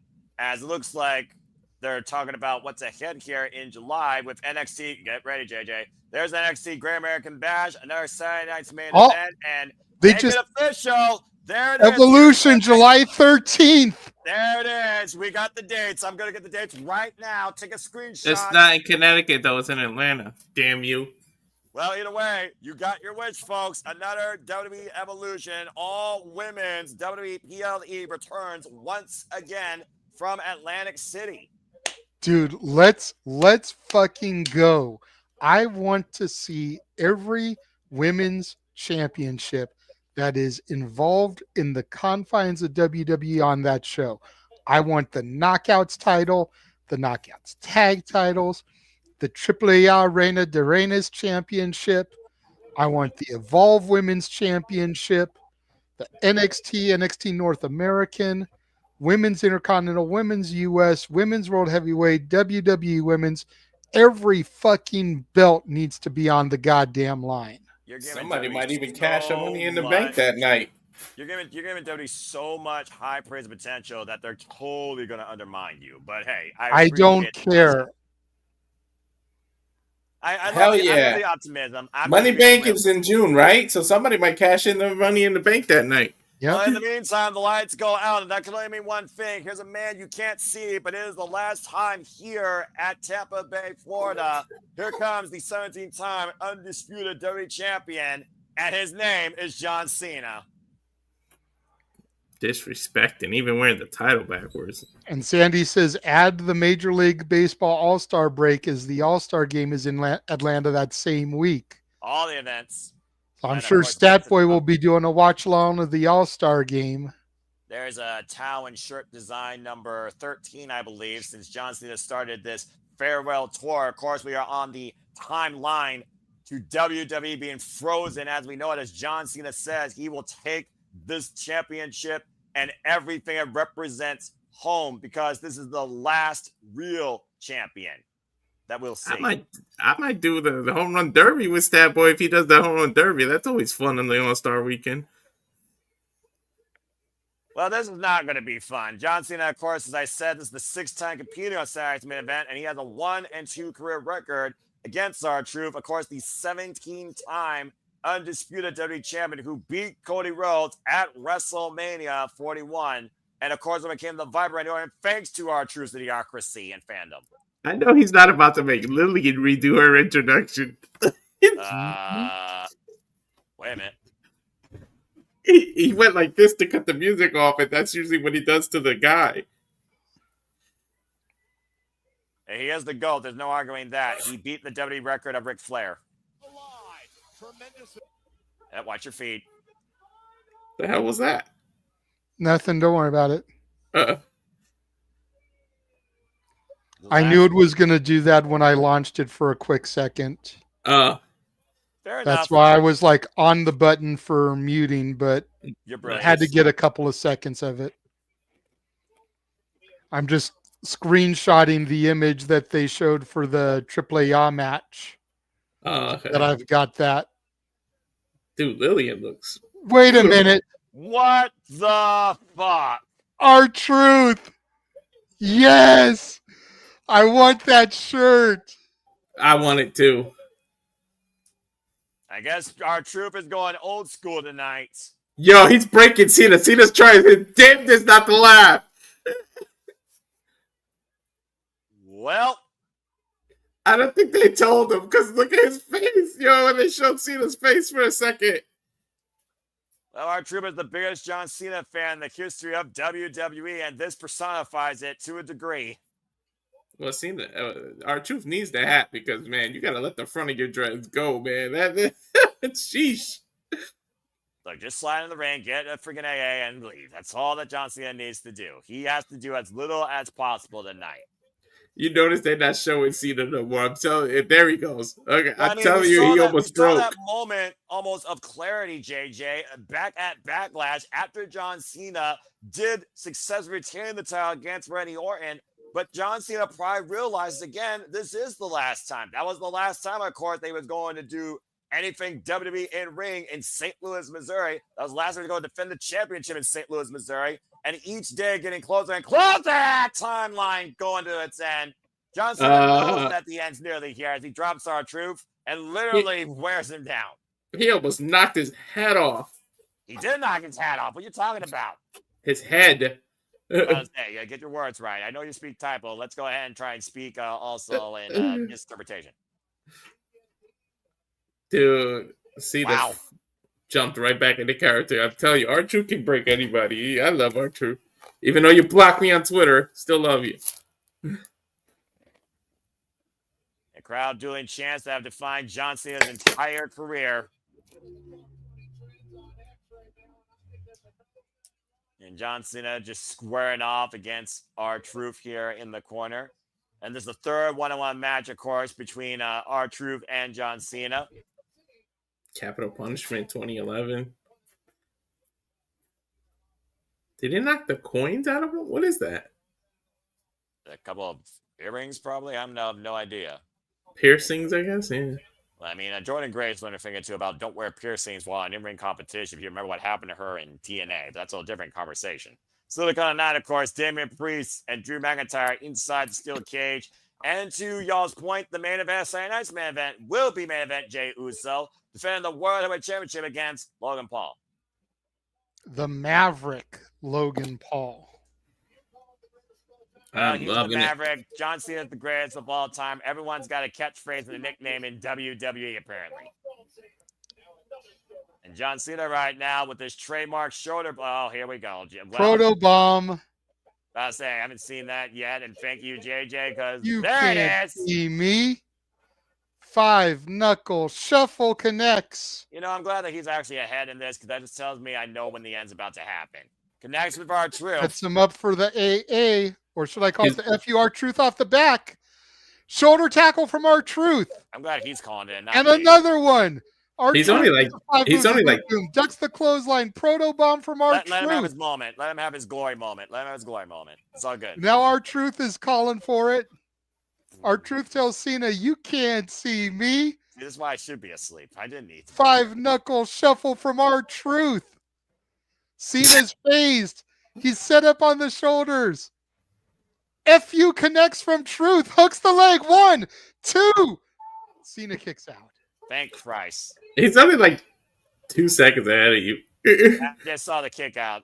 Again, this match But is wait. so relevant to me. R-Truth sets up for the STFU. Dude, have you noticed it started actually calling it that again? Yes, Yeah, but Cena gets the have. rope.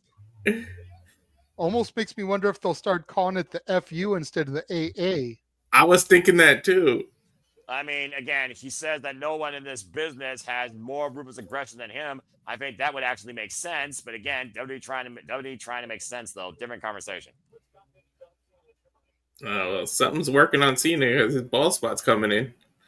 I mean, stress will do that too, and also a midlife crisis. But again, what do I know? I don't know. Whatever product he uses is starting to work now. I suppose you're right. Cena grabs the title belt, coming into the ring here. Uh-oh. Referee sees it.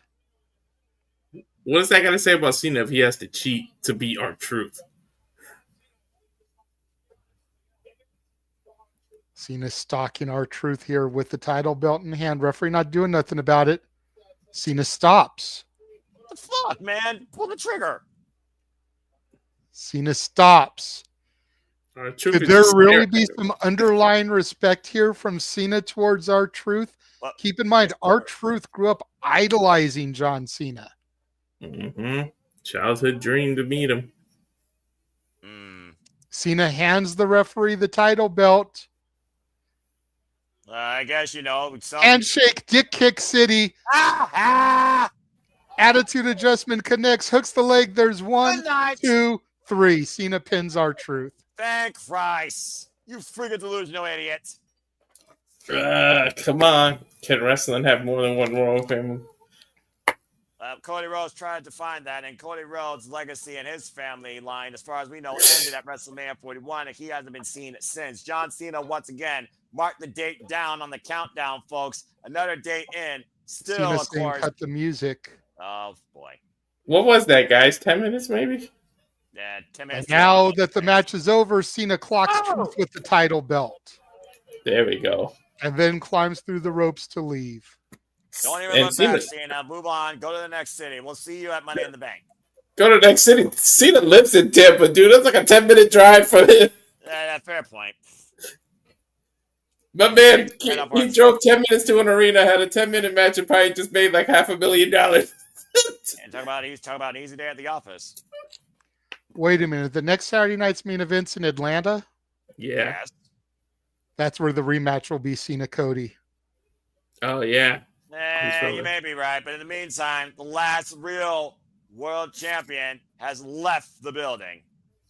Damn, well, JJ, I'm glad you had your glory moment. I might as well just been literally in gorilla position, just watching you for the monitor. I love your youthful excitement. It's like a kid being so excited to call the childhood hero and the biggest fan, have an incredible one-of-a-kind moment. I'm glad you had that moment, but I'm glad that John Cena buried it. Anyway, look, I knew that Cena was going to win. I think we all knew deep down Cena was going to win, but there was that little glimmer because it was non-title.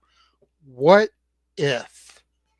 And R-Truth going on the 5 moves of doom, that was the perfect false finish setup because he hit every single move in succession, Cena's signature. And if there was ever an opportunity to pull that trigger, that was it after R-Truth connected with the AA. Look, a condom doesn't even protect you 100% from an STD. You got 0.01% of R-Truth actually beating John Cena on this tour, so I'll give you that. But there's still that 0.01%. Yeah, I suppose. Any given Sunday, as they say in football, it only takes 3 seconds. Well, it's not going to take just 3 seconds. And we got 2. Longest Shout out to Arlene with her super chat. $5 says, get Noah to Vegas and he can get revenge on me by making me sing karaoke. And I'll film it. Let's go, people. I'm at an oxymoron if you actually are getting something you like. Okay? Good grief. 132 subscribers as of earlier today. So let's go, people. 68. The rage that is ensuing inside me right now is nothing compared to the rage that's about to be unleashed in this steel cage. Damien Priest, Drew McIntyre next in Saturday night's main event. Will this rivalry end that is as old as WrestleMania last year itself, as Drew McIntyre has blamed Damien Priest, particularly this year, for all of his shortcomings, despite being the man in the Sin City street fight? These two go to hell once again. Damien Priest, Drew McIntyre, steel cage match. Next on Saturday night's main event. This ain't going to be a match. This is just a fight. Yeah, accurate. And again, fuck television. All right. I noticed something while going back and running through that commercial a couple times for Atlanta. What is it? Not only do we get Saturday night's main event, Saturday. Not only do we get Evolution, but they also advertised.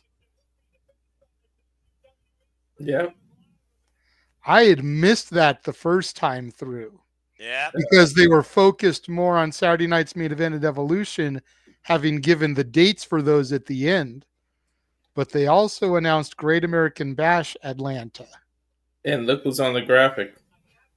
Well, to be fair, that's Roadblock Jordan Grace. And the jury is out. Jordan Grace will be going into Atlanta to bash somebody as new NXT Women's Champion. Of course, you all will be calling that. You indeed tomorrow night. And to bring you people up to speed once again, tomorrow night we are calling AEW Nothing and Battleground. History to be made at Battleground. The TNA World Champion to be online the main event as Trick Williams of NXT looks to dethrone the most motivational man in professional wrestling, 250 pounds of pure motivation, with a victory from Under Siege last night. And that man's name is Joe Hendry. Stay tuned for that and so much more.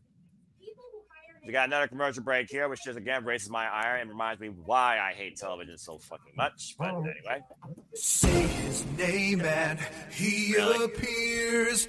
I believe in Joe Hendry. Say his name and who pushed the button? He appears. Don't look this way. I'm not producing. Yeah. I promise you. Look, my hands are up here. I just forgot to take it off loop. I didn't know how long of the song you had in there. Well, it's not copyright, so clearly I'm not going to do the whole thing. All right, you're crazy. And Sandy, heaven forbid Jey Uso, the champion, gets the main event. Right? I say You he's know, the instead main of event. throwing shade at Logan Paul, how he's got to be the one to close the events, heaven forbid the champion actually get to be in the main event. The guy who has main event in his nickname gets to main event. I feel like Jey Uso has set himself up for disaster because if you're not the champion anymore, how can you still be the main event? Because now that he's the champion, he's on borrowed time. And again, he has Gunther waiting for him after he beats the YouTuber tonight at Money in the Bank once again. I'm just I'll saying. tell you what. If they hold their cards right, they really have the chance to make someone a big star. Because look how over Jay is. Whoever beats him, if they do it right, You give the man a one-word catchphrase, and you make a man a merch seller, and you're a recognized name of the Nally family. You'd be as proud as you can be.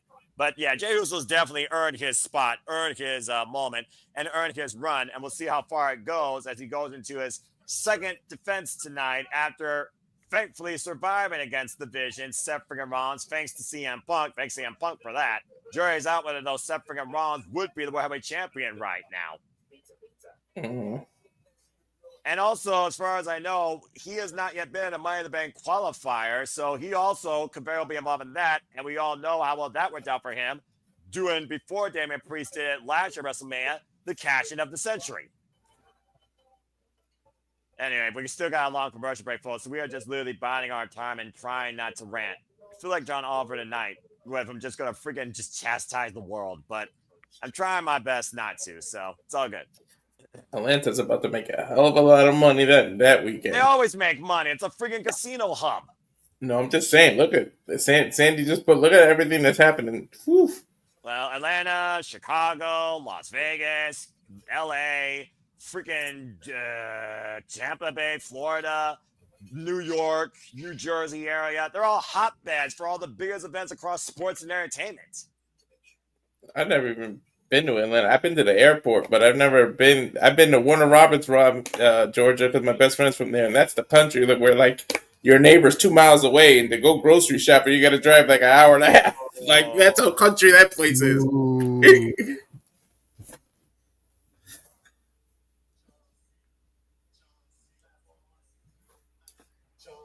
Saudi Arabia. Well, thankfully, Crown Jewel's not in Saudi Arabia, but still, you bring up a very good point.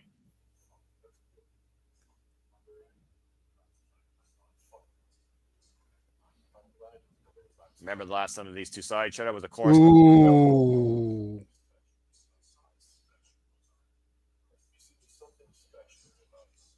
talking about the family.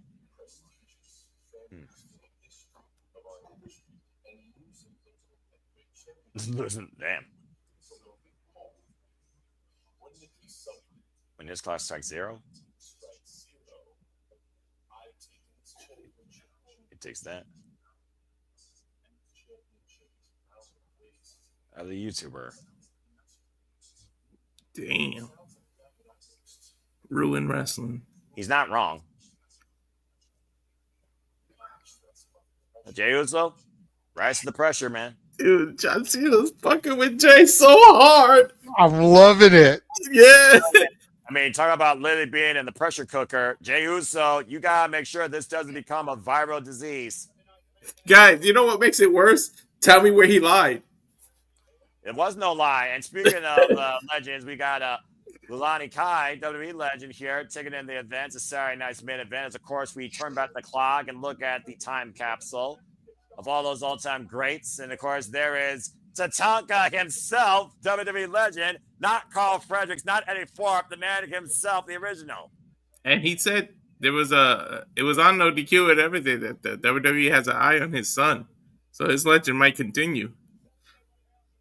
And, of course, we're looking back now at 1986. This was before my time, but JJ and Jeff probably know more about this. We got Jason Ventura, of course, now at the booth. I was 3 years old, brother. I was 9. Those friggin' Bush Riders. Let's make me feel fucking old again. I'm not going to lie. That kind of makes me laugh. Of course, that was also back here in Tampa Bay, Florida, which is why they're playing that footage.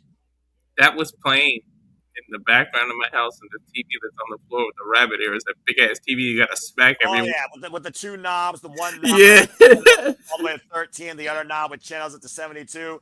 I remember I had an AB switch just to make sure I actually got extra channels. I know exactly what those days were like. Anyway, let's get ready for the steel cage match, guys. Forget a remote. I was the remote. Nope.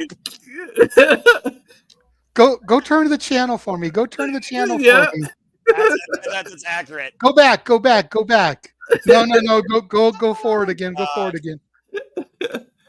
This is by far one of the greatest marvels ever in history. Of course, Lilian Garcia giving the rules. I'll see that and I'll raise you this because you can download an app on the phone to change the channel on the Roku.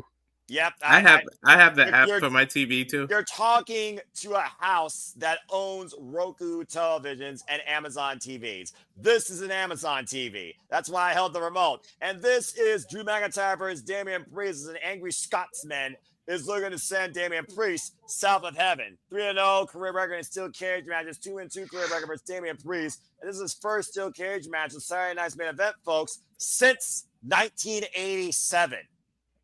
That's crazy to think about. Right? Yeah, we're talking about the old school steel cage, by the way. The giant blue one with the large squares and the light blue. Yeah, the horrible light blue frame. I know a lot of people were saying that they were hoping they were going to resurrect Big Blue for this match just because of the whole old school retro vibe that they've been doing with these Saturday night main events. The retro and the modern mix, JJ. You got to have a happy balance here somewhere. There's no happy balance here in this rivalry. As Lilian Garcia just talked about, the rules are simple. The only way to win is pinfall, submission, or escape out of the cage, either over the top and both feet hitting the floor or right through the door. They did make it easier to climb those big blue pigs. Your foot fit right in those squares. Boop, boop. Yeah, I suppose that's true. It almost feels like to me, though, this steel cage, it's smaller and even lower than I remember. But maybe that's just, the height differential, especially when it comes to Drew McIntyre. Well, remember, Drew's like 6'6", and Priest is like 6'4" himself. These people were like big men. They barely have to climb, and they won't need any real leverage to get up there once they're on the top rope. So that's a good point. And of course, Drew McIntyre 1 year ago at WrestleMania won the World Heavyweight Championship against Seth freaking Rollins and had that moment taken from him in 5 minutes and 26 seconds, thanks to became a campeón, Senor Money in the Bank, Damien Priest. Don't say that too loud. He might hear you. He hates being reminded how long he had that title. He's in Florida. I'm in Ohio, all right? They can't hear me. If anything else, Michael Cole's saying it before me. They can't hear you. Yeah. But you definitely can hear Slayer playing out the former Punisher of the Judgment Day, the former World Heavyweight Champion, and the man that I thought literally had his larynx crushed at WrestleMania, Damien Priest. Whoa. I thought he had devil horns for a second in the shadows. I mean, he came out of the gates of hell at WrestleMania, so I'm not sure what this gimmick is, because let's not forget, Drew McIntyre came out as the Doom Slayer, and he slayed Damien Priest at WrestleMania. There's a lot of history with these two, Priest and McIntyre, not only at WrestleMania, but also inside the Elimination Chamber. This year alone, JJ. Mm-hmm. These men and violent structures seem to be the thing of the moment.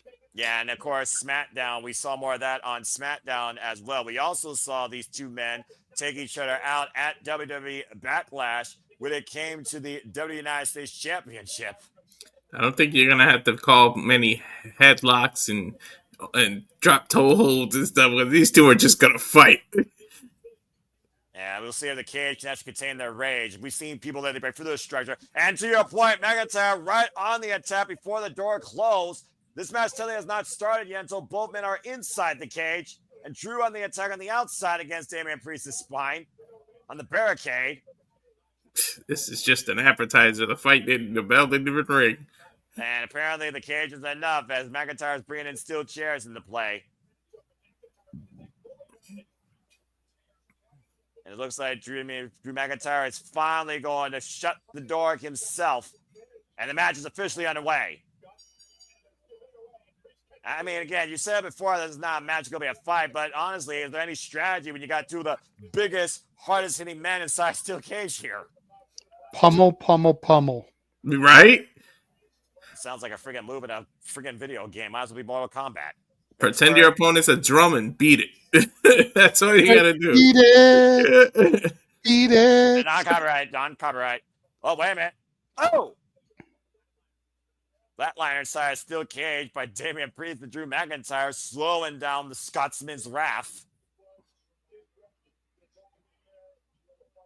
Drew McIntyre, of course, last year's Money in the Bank winner, losing on the same night when he cashed in. It's because he let his ego get the better of him. And he cashed in on who? Seth freaking Rollins and Damien Priest's match, turned into a triple threat. McIntyre right now, the elbow strikes and gouging the eyes of Damien Priest. We've seen this also on SmackDown. These men have attached each other with everything, including the kitchen sink. So we had freaking steel steps. We've had kendo sticks, trash cans, even for his announce tables. And lest we forget, a freaking hood of a car in London. Oh! And face first goes Priest inside that steel cage.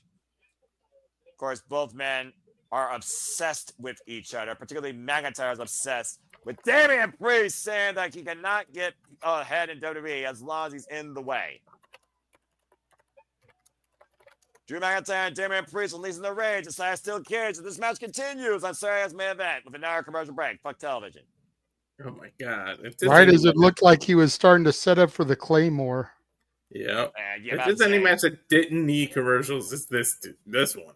Well, Lord knows WWE doesn't have any money problems, so why they didn't do this for the fans, who the fuck knows?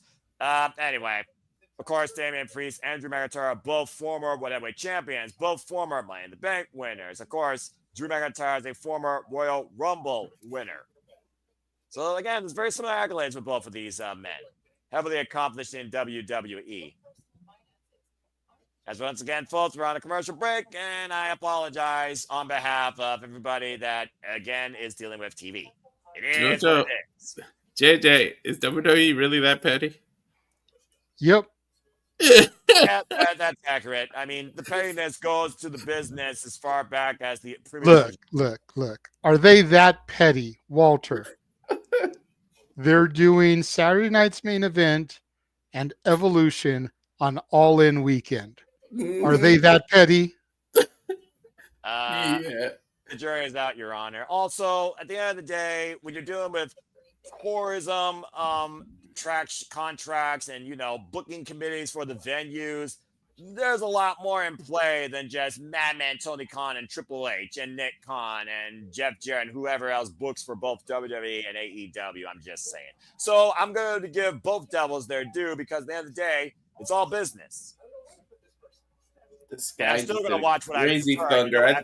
So I mean, I think the universe answered my question. It's just Crazy Thunder just came out of nowhere.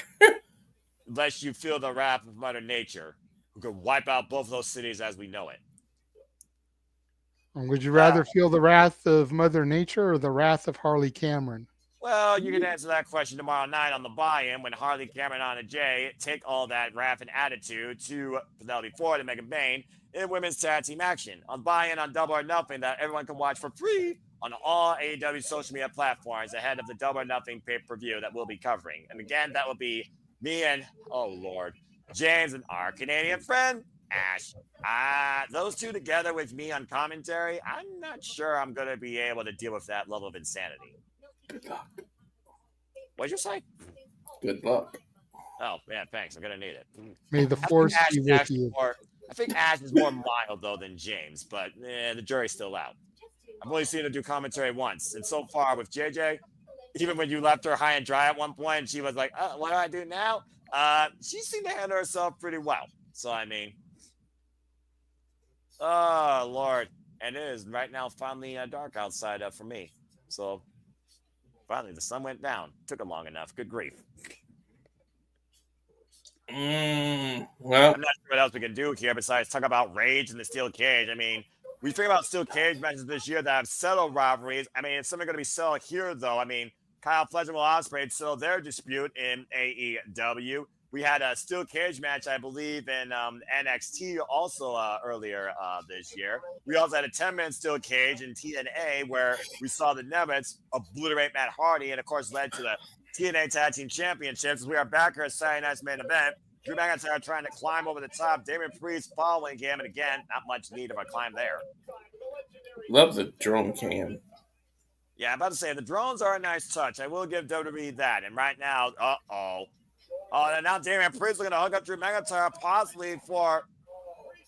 Is he trying to do the Razor's Edge off the freaking cage? Oh, that's exactly what he was going for. And shout out to the bad guy, Reza Ramon, El Jefe. And McIntyre saving his own high, now springing off that top rope. Priest able to get out of the way, though. And big kick by Damien Priest takes McIntyre down. Now looking to hook McIntyre up and send him south of heaven. Wow. And kick out at 2. Almost. Not too many people kick out of that move, gentlemen. Yeah, he literally won the World Heavyweight Championship against Drew McIntyre with that move. Think about how much that took out of that big man, though. To your point, to tell the tape, both men similar body build, similar height, similar weight. And right now, Priest looking to make his escape over the top of the steel cage. I never understood why they chose the top of the cage when the door is right there. That's a lot easier to go through a door. Yeah, the jury is out whether or not you're really thinking clearly when you're inside a steel cage and you're blinded by rage. But again, that's a whole different story. McIntyre was losing his foot in there, trying to drag Damien Priest back in, got the head hooked, and I sense disaster. Me too. And there's no... What a trauma! Oh, good Lord! There's no room between the... There's no apron and cage cover. There's barely any space for them to work with either. And Drew with the kip up. Yeah, that crazy Scotsman got a kip up, almost losing his footing on the way down. You were counting down to this earlier, JJ. Why don't you do it again? Claymore connects. Boom! Hooks the leg. 2. Kick out. Oh, a kick out. 2. I just got the kick out. Jeez. Well, again, we're all different commercial breaks. I mean, at this point, it's an echo effect. But yeah, that again, how many times did McIntyre had to do that to Seth Rollins to win the World Heavyweight Championship? First Claymore of the match so far, and first top of heaven so far. Neither man's been able to put the other down. Note to self: apply for cameraman position. And right now, compared to the crowd here in Tampa, Florida, including Papa Gino and Matthew of T No DQ. So yeah, No DQ, folks. And I don't know if Aaron Riff actually reviews Saturday Night's main events. Actually, that's the thing. I don't know. I believe he does because they're special events. It's like doing a PLE. Okay, respect. So please stay tuned for Bossman Aaron Riff of No DQ. Say yeah to No DQ as he will review Saturday Night's main event, which will give you a perfect buffer before JJ holds the Saturday Night Shenanigans at 11 p.m. Standard Time here on YouTube.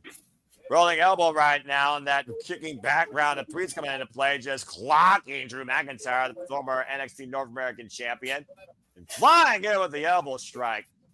On up again. Oh, Scott, that Claymore. Oh, look at this now. Priest now trapping him with the crucifix. Gets a 2 count. And right now, Drew McIntyre hooking up. South of heaven from Drew McIntyre to Priest. And he got all of it in the cover to win. Kick at 2.5. That was unexpected. Well, sometimes you not really. I'm about to say, when you literally use your own move, then you gotta fight fire with fire. Use your own opponent's move against them. Yeah, when you get into feuds that are this heated, more often than not, you see them hit each other's moves. So in about 45 seconds, Priest is about to hit a Claymore kick. Hey, maybe. Well, I mean, again, if he creates that distance, it's like Bron Breaker's spear. All you need to do is create distance. It's like Yoda Tsuji's Gene Blast in New Japan Pro Wrestling. And there's that chair that Drew McIntyre brought in. Scott Damien Priest using as a weapon against the midsection. One way to the back. Again, right now, Drew McIntyre just wearing down and assaulting Damien Priest here inside the steel cage, and it's all perfectly legal. Dude, I feel every one of those chair shots. Ow. JJ knows a thing or two about that, being formerly involved in the business. So I'm sure he's got Oh enough yeah. history of his back being worked by steel and PVC pipe. And yep, that's the one I hate. Well, I mean, again, you and I, JJ, we talked about the stories that you had to go, of course, about in the business. Mm-hmm. My friends and are idiots, wondering why I'm not the smartest or the sharpest tool in the shed right now. I'm taking light fixtures over the head. Sometimes it's not the smartest that wins. Sometimes it's the strongest and the most dangerous. And remember, it was a ridiculous Claymore that nearly incapacitated Damien Priest's lyrics. Oh, man. And Priest gets out of the way of certain destruction as McIntyre drives that leg into that steel chair in the corner. And now Priest with the weapon in hand. That will hurt his knee. Took a knee out. That's a good way to blow your knee out. Oh, wait a minute. Priest now with the chair. Oh no! Driven into the throat of McIntyre. Priest looking for another South of Heaven, connects. Planted. McIntyre having problems breathing here. That's not going to help your breathing with your literal air being driven out of you. And he landed weird on his elbow. And again, Damien Priest looking to punish Drew McIntyre tonight. He's not looking to simply win here. And right now, what is Priest figuring here? Put in the chair underneath McIntyre. Uh-oh. This is not going to end well. Wait. Looking for a one-man concerto, shades of the former leader of the Judgment Day, Edge. Well, that's definitely one way to execute a freaking end game. Finish him. Nice. Good connection there, JJ. Oh, God! Oh! And to your point, JJ, it was Damien Priest that used that on Edge himself to eliminate him from the Judgment Day. Drew McIntyre is down and out, and Damien Priest is not looking for the pinfall. Just walk out of the cage. Yeah, Drew McIntyre is dead to rights. This is over. Damien Priest is Hold on. He's got the opportunity. He is literally a step away, gentlemen, and he's not stepping down. JJ, he's blinded by rage. Okay, good, wise man. Finally, someone was wise enough. Damien wins. What the hell was the hesitation about? Well, it's debating if he should go back for more or not. Yeah, I'm about to say again, when you're blinded by rage, sometimes common sense goes out the window. Damien Priest, I think, realized that he has resolved himself, but at what price? Drew McIntyre is out, guys. The referee just locked McIntyre in it. And the referee's calling for medical attention. Not only did his larynx get crushed with the roof of that steel chair and the sub of him knocking the wind out of him, he just scrambled McIntyre's brains with a concerto. And everything these two men have been through, particularly this year, Damien Priest might have finally slayed Drew McIntyre. The cost of victory. Good grief. Now, have they put each other in the rear view, or this is far from over, or what? Well, I mean, when was the last time that Drew McIntyre was incapacitated, and what did he do when he came back? I'm just saying. As right now, Drew McIntyre is probably trying to figure out what the hell he is. Damien Priest being embraced by the W Universe with the win tonight inside the steel cage. Yeah, La La Land is where he is. Yeah, look at the discoloration of his head. He don't know where he at. Yeah, well, when he realizes what happens, I fear more dangerous, unhinged things are ahead between him and Damien Priest, JJ. I concur. And right now, look at the way Drew McIntyre is literally shaking the grip of his hand. Steel cages, cells, things like that usually end a rivalry. That's usually the last of the kind. So we'll see what's in store for each of them. Well, again, will McIntyre actually take medical attention here? He literally is trying to fight it back. Well, it's been a wild night here at Saturday Night's main event, and still to come is our main event as Jey Uso defends the World Heavyweight Championship against the YouTuber Logan Paul, who's got a date with Gunther in LA at Money in the Bank. We'll find out next here on Saturday Night's main event when we come back from this commercial break. Fuck television. And again, you see it, folks. It is official. Will we see the evolution of women in WWE once again? Sunday, July 13th, 7 p.m. Eastern Standard Time. And will we see worlds collide when it comes to AAA, WWE, NXT, and Evolve, and TNA, much like JJ is hoping? Find out soon enough. Of course, we know that we'll see who rises above the rest when Worlds Collide and Money in the Bank come forth June 7th. It's going to be a hot summer for WWE, especially. And we're going to be covering all of it. Triple H, you son of a bitch. That was supposed to be Mohegan's son, goddammit. Moving the shit to That was Atlanta. the rumor. It was never confirmed, Walter. Let's not get mad. It's not like WrestleMania where it was announced for New Orleans and all of a sudden it's not going to be there. Yep. They're It's getting a Money in big the Bank difference, instead. okay? I understand. I understand you're frustrated. You were looking forward to going, but you can't really get mad at Papa H on this one. Nah.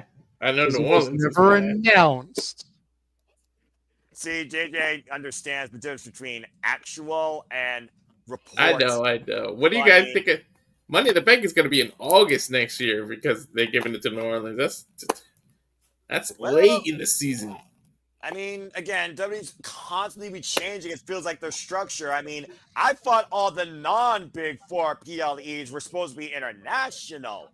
We're back here in the country for most of them. I'm just saying. You know, I really like the fact that it's going to be so late next year because that means that the person who wins it can't use it at SummerSlam. That's true. You know, SummerSlam is the first major pay-per-view after Money in the Bank traditionally. And I'm also wondering if we're going to get a King of the Ring next year because it doesn't look like we're getting one this year. Nope, not a chance. So maybe we'll get King of the Ring next year instead.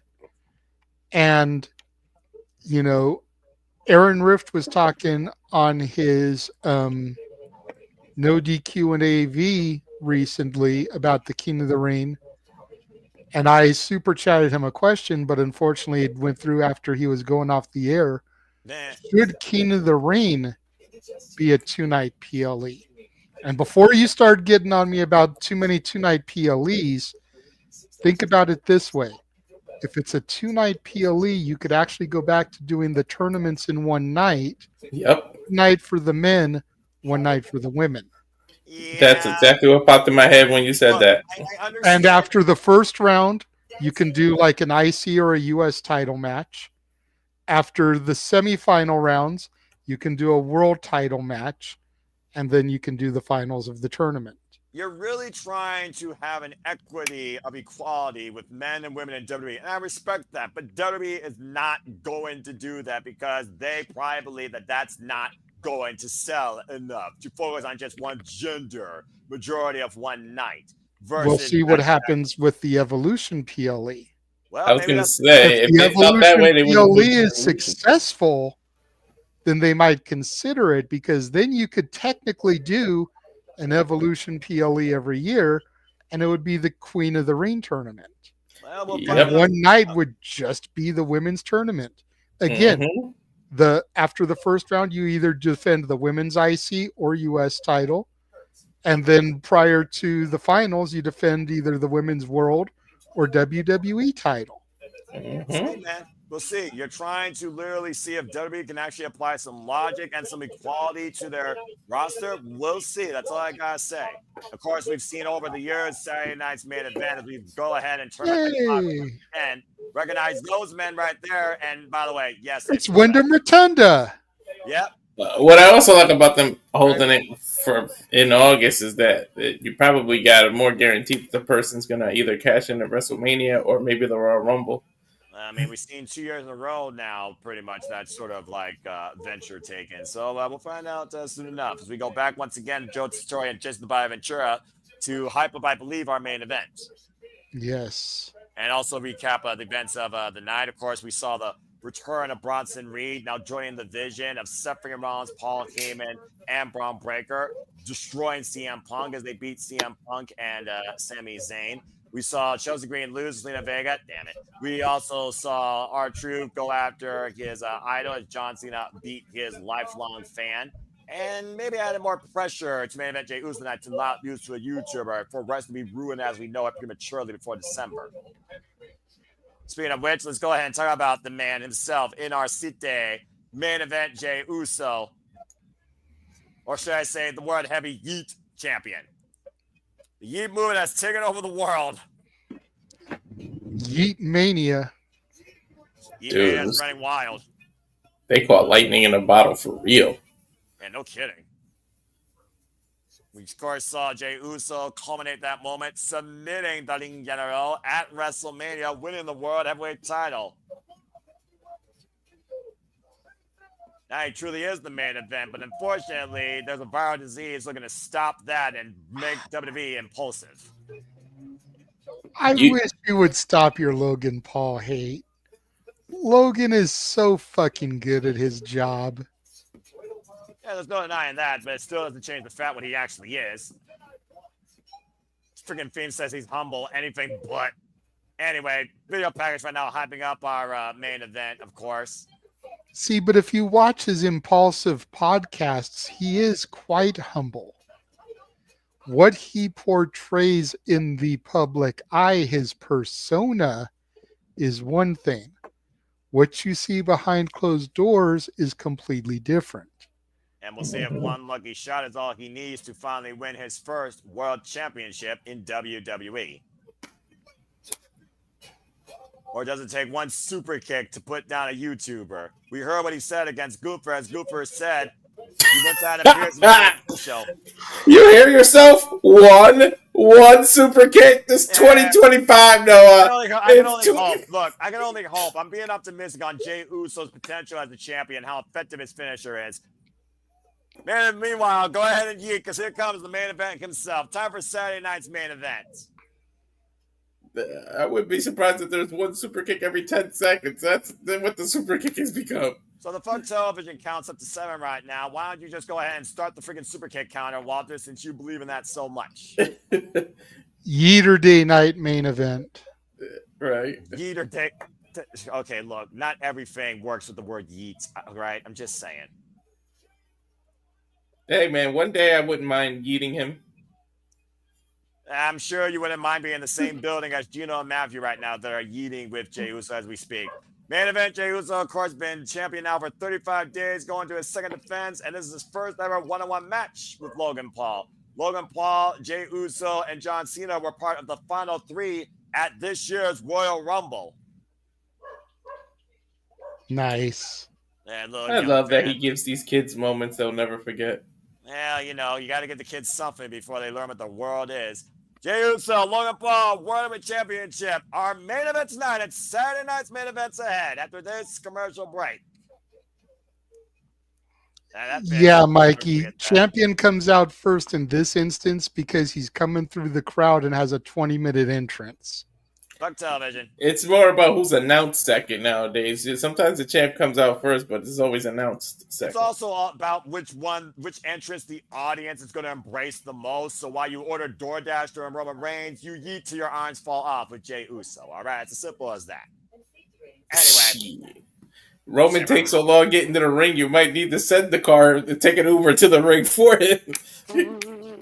Well, that's only at WrestleMania with the longest ramps, I'm just saying. Then again, I think the Royal Rumble ramp was longer than this year's WrestleMania ramp, but the jury's out. I don't know the whole construction idea behind it. But hey, at least they actually put personality into a set. What a freaking wild idea. Not only they were able to spend more money and do that more often, maybe it wouldn't feel like the same cosplay, Ctrl-C, Ctrl-V environment every week. Anyway, we're getting ready for our main event here. Logan Paul, former WWE United States champion, previously been in the ring with the likes of Cody Rhodes, Roman Reigns, Rey Mysterio, a who's who of the business, now competing for the World Heavyweight Championship for the first time ever against main event Jey Uso. So this should be interesting. We got about 14 minutes plus. Well, less than that because, again, commercial. Fuck television. Just checking the chat real quick because, again, we acknowledge all of you because you make this possible. And thank you again for tuning in. Please like, subscribe, comment, tell a friend. If you haven't already, subscribe to Battle for Wrestling, subscribe to Rage Wrestling, and stay tuned for the Saturday Shenanigans hosted by Renegade of Wrestling, JJ Williams at Casa D18 Studios. Yes, yes. And we've got a lot to talk about this week. Do we really? All right. Well, we'll see. We'll see here soon enough. And to Sandy, to Nicholas, to Michael, to Seth that have been in and out primarily all through the night across the chat, and Arlene Dominguez. Thank you all again. To those that are watching on, just listening to us for the first time, whether you're a shadow or a stalker or a casual or a hardcore WWE fan, anti-WWE, casual, learning a thing about sports entertainment or wrestling. We thank all of you and hope that you enjoy and continue being along for our coverage across all the events of all things wrestling here at the Super Reliable Studios. No, Nick, there's been no mention of cross or any cross segments, unfortunately. Again, they don't know why. It just is what it is, apparently. Give a man a bone, dadgummit. Oh, hey, what the hell does he need to do? Anyway, again, commercials. And yeah, I think. I'm gonna let Walter and JJ be in the producer role here. For once, I was about to bring. I think you tapped it to bring it up, and I was going to bring it up at the same time because I saw the trigger word something. You get at least one something on me each night at any given moment. I'll give you that much. All right. So good job, JJ. And Charles, you're also not wrong.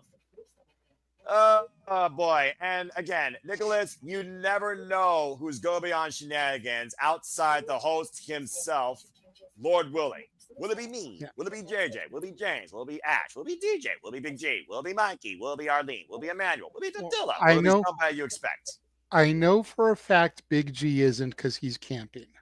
I know for a fact it'll be the three of us and James. Outside of that, I don't know. I did ask Statboy if he wanted to be on. He hasn't responded yes or no yet. He's asking me 20 questions about what we're going to be talking about. Like I'm not doing a watch along here trying to do this. And I've just got free time to respond to him and tell him every topic we're going to be discussing. Like I'm not live on the air. I love you, bro, but you're my brother, so I'm going to give you shit. Well, hey. So either you want to be on it or you don't want to be on it. Just let me know either way. Because you see me live on the air right now doing a watch along. Maybe he doesn't see it. Maybe he picture John Cena, but I do see the Maverick Logan Paul making his way to the ring with a prime bottle, of course. And again, JJ, 10 kilo, mi hermano. Despite the fact that economics, Pong's no longer a thing. Okay, so he says he'll be there for a bit. So Statboy will be on the air. And I say, let's go ahead and get back on the track here, guys. Logan Paul again, like I said, now challenging for the World Championship. Someone's very loud. You may want to be careful about that. There's somebody I can hear. We need to. Walter. It's not me. I'm literally at a 1. Sure about that? Mm-hmm. What are you hearing? I'm hearing background. I also heard your mic very loud, so I don't know if your microphone is just messing with you and your speaker saying it's messing with you because at the end of the day, you only hear my feed. Anyway, World Heavyweight Championship on the line. Yeah, because I just muted Walter and I don't hear it anymore. World Heavyweight Championship on the line. Of course, main event Jey Uso is the 4th World Heavyweight Championship in this new World Heavyweight legacy, following Seth freaking Rollins, Drew McIntyre, Damien Priest, and Goover. 5th World Heavyweight Championship in this legacy. Again, you saw Logan Paul squaring up for that one lucky punch that has knocked out the Viper, Randy Orton included. Shoulder tackle in the early goings here by Jey Uso drops Logan Paul. Yeah, and how much more is Jey Uso fired up to prove a point tonight after what John Cena said to him backstage? Oh, yeah, you got to figure that Jey Uso really wants to stick it to the last real champion, as he calls himself. Quote unquote. An Irish whip, front in the corner. Jey Uso set up and over. Logan Paul would escape, though. Back elbow strike, catching Jey Uso here. And we'll give Logan Paul credit with his boxing background. He definitely has that speed and agility. Nice blockbuster there from Logan Paul into a kip up. The sheer athleticism of the Maverick here. This is what I'm talking about, Noah. You have got to stop the hate on Logan Paul, the performer. If you want to hate on the man, that's on you. But the performer is second to none. Better competitor than some of the people that do this for a full time in the WWE. Will Logan Paul become an impulsive world champion? Stay tuned after this commercial break. Fuck television as he takes control of the match. Yeah, people, put down the haterade and pick up a Prime. That's right. As we go to commercial, let me grab my prime hydration beverage here. Strawberry banana flavor. Yeah, that's a good flavor. I haven't messed with Prime in a while because they're so damn fucking expensive. Then again, everything's expensive anymore. But I do Well, understand see, what I did is I went to Walmart Uh-huh. and they had an 8-pack, 4 ice pop, 4 strawberry bananas. $10 I think it was for the 8-pack. Well, considering I a just single grabbed bottle. that. Well, considering a single bottle here at the $1.50, that'd probably be a better deal. But I don't know if they do 8-packs in my local Walmart. I mean, I've usually been getting like the single bottles. And yeah, it's almost like it's Go to one of those things where- Walmart.com. You can order it and they'll ship it to you. Yeah, I know, but again, it depends. And as long as you order $35 worth from Walmart, it's free shipping. And I usually get a minimum of $35 when I do my orders. So I barely spend $30 as it is on groceries on myself. God bless my mom and her food stamps, which she shops for me and her. Again, if it wasn't for her, I'm not Same, sure bro. what eating is. I wish I can get those. Right? I have stamps also. So like I said, I just try to make my orders about $35 to $40. The only thing comes out of pocket is the delivery fee, which is $10. And I just try to, week by week, order by order, keep it around that much. That way, if I have to get anything shipped, like the Prime, it's free shipping. That's fair. Charles Gunther's the next. Whoever wins this, Gunther gets a title shot next, and I think it's on Raw. It's on the Raw after Money in the Bank, which means we could see a potential cash in that night. Yeah, it's Money in the Bank. We're seeing Gunther versus Jey Uso for the World Heavyweight Championship. And yes, we could see a Money in the Bank cash in the same night because we've seen that before. Remember, last year, the World Heavyweight Championship was the main event when it was held by Damien Priest. It was Priest for Seth and Rollins. And who cashed in that night? The person that won in the opening match, which was the men's Money in the Bank. Drew McIntyre. And he got fucked. And of course, right now, to your point today, while we know only half the field for the women, we also know about the same for the men, I believe. So it's anybody. We know 2 men. Yeah, we know L.A. Knight. Yeah, and we know Solo Sikoa. That's it. We still have 4 more men to get qualified. We'll probably get 2 men on Monday and a woman, and then the other man and woman on Friday. Well, it was announced Fatu's in the qualifier. That's going to be interesting. Yeah, and of course, the WWE United States Champions, we got back her side. That's main event. Jey Uso defend the World Heavyweight Championship against the Maverick Logan Paul. Again, to your point, though, JJ, before I went to commercial, again, fuck television, it is one of those things where out of every slayer we see in the history of WWE transitioning from their former world or media or discipline, no one has had more of a seamless transition. However, shoots the half with the far leg to count only for Jey Uso. No one has had a better, more seamless transition than the Maverick Logan Paul. Agreed. And I wonder if what John Cena said to Jay right before this match got in his head. Is he really putting that much more pressure on himself now? I mean, what would it mean for Jey Uso to lose to a YouTuber? Cover, small package, shoulders were not down though. Poor position. Let me rephrase that. What would it mean to WWE for somebody who has the exposure of Logan Paul to be their World Heavyweight Champion? You might as well call wrestling pop culture. And right now, up in the fireman's isn't it? Jey Uso. And Jey Uso, putting away Jey Uso, perhaps. It is. Look how many celebrities are on the screen all the time. Look how many times they are sponsored by this and by that. It is pop culture.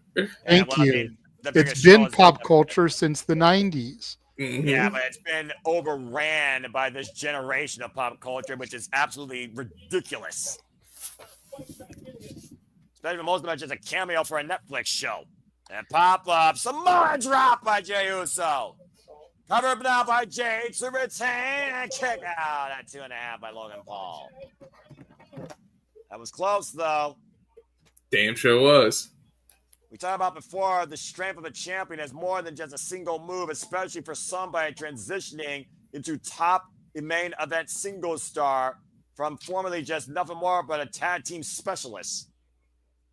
Logan Paul back to his feet. We saw how deep Jey Uso had to dig to be Gunther at WrestleMania. had to put a submission move. Oh, Logan Paul trying to hang on. Logan Paul just ripped the turnbuckle pad off. Ooh. Again, Bad intentions. Stand by, say, watch that. Up and over. Logan Paul goes to the announce table. And Paul might not want to be there. That's Jey Uso. Might be looking to fly. Oh, no! The right hand caught Jey Uso the side of the head, I think. Not necessarily the one lucky punch, but still, Jey Uso might be out on his feet. And Logan Paul squaring up Jey Uso over the top. Right on super kick. Is that enough in return? Kick out two.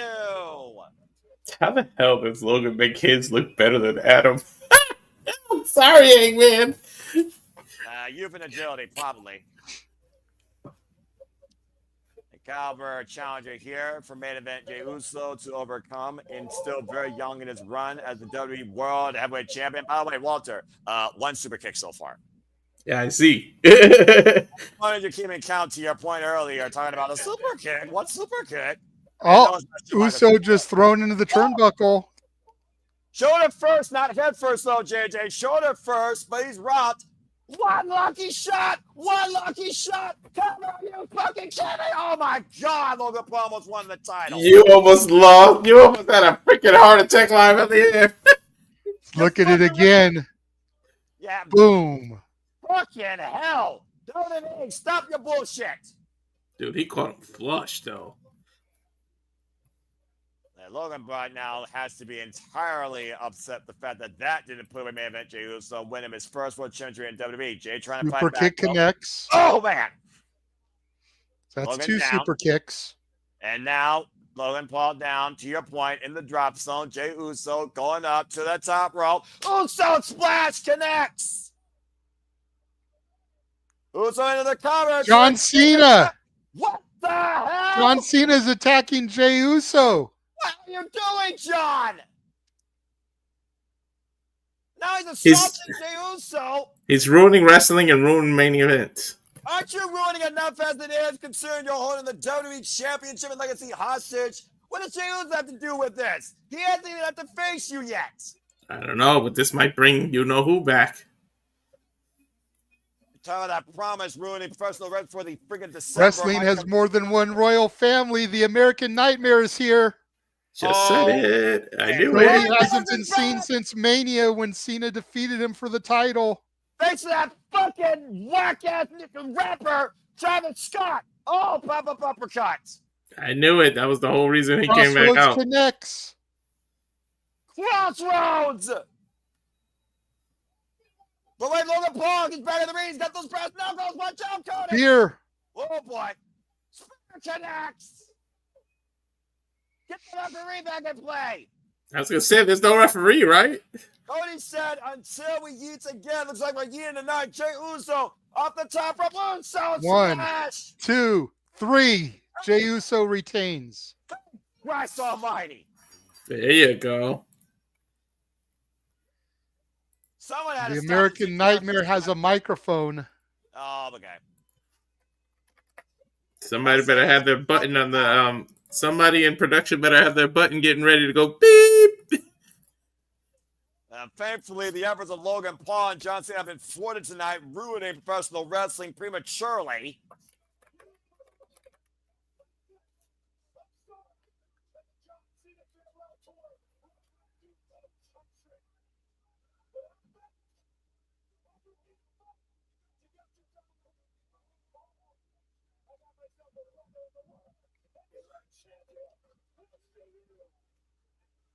Money in the Bank tag match has just been named.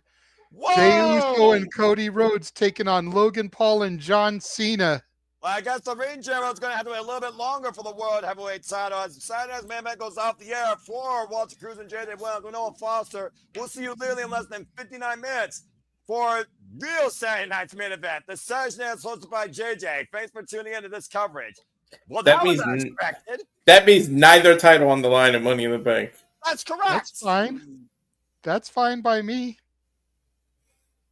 That means look over your shoulder too, because whoever wins could cash in on a tag match. Oh shit! Well, again, WWE flipped the script again. So Gunther's gonna be pissed unless he gets the match on Monday Night Raw prior to Money in the Bank or afterwards. They're definitely going to have to get the Lean General some proper respect. But we'll see what happens. And thank you all again for tuning in. Again, to just recap real quick results. Drew McIntyre lost against Damien Priest, decided still cares in the game concerto. Jey Uso is still a champion. Thank Christ. John Cena crushed our troop and tried to win wrestling tonight, but Cody Rhodes returned and stopped that from happening. Chelsea Green lost Selena Vega. Damn it. And also in our opening match, we of course had Braun Breaker and Seth Rollins with the returning Bronson Reed beat CM Punk and Sami Zayn.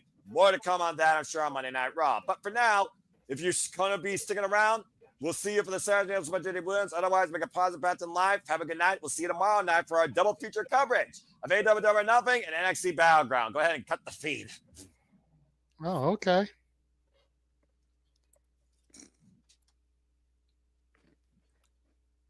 Sheesh. Oh, good Lord. That Lancey is a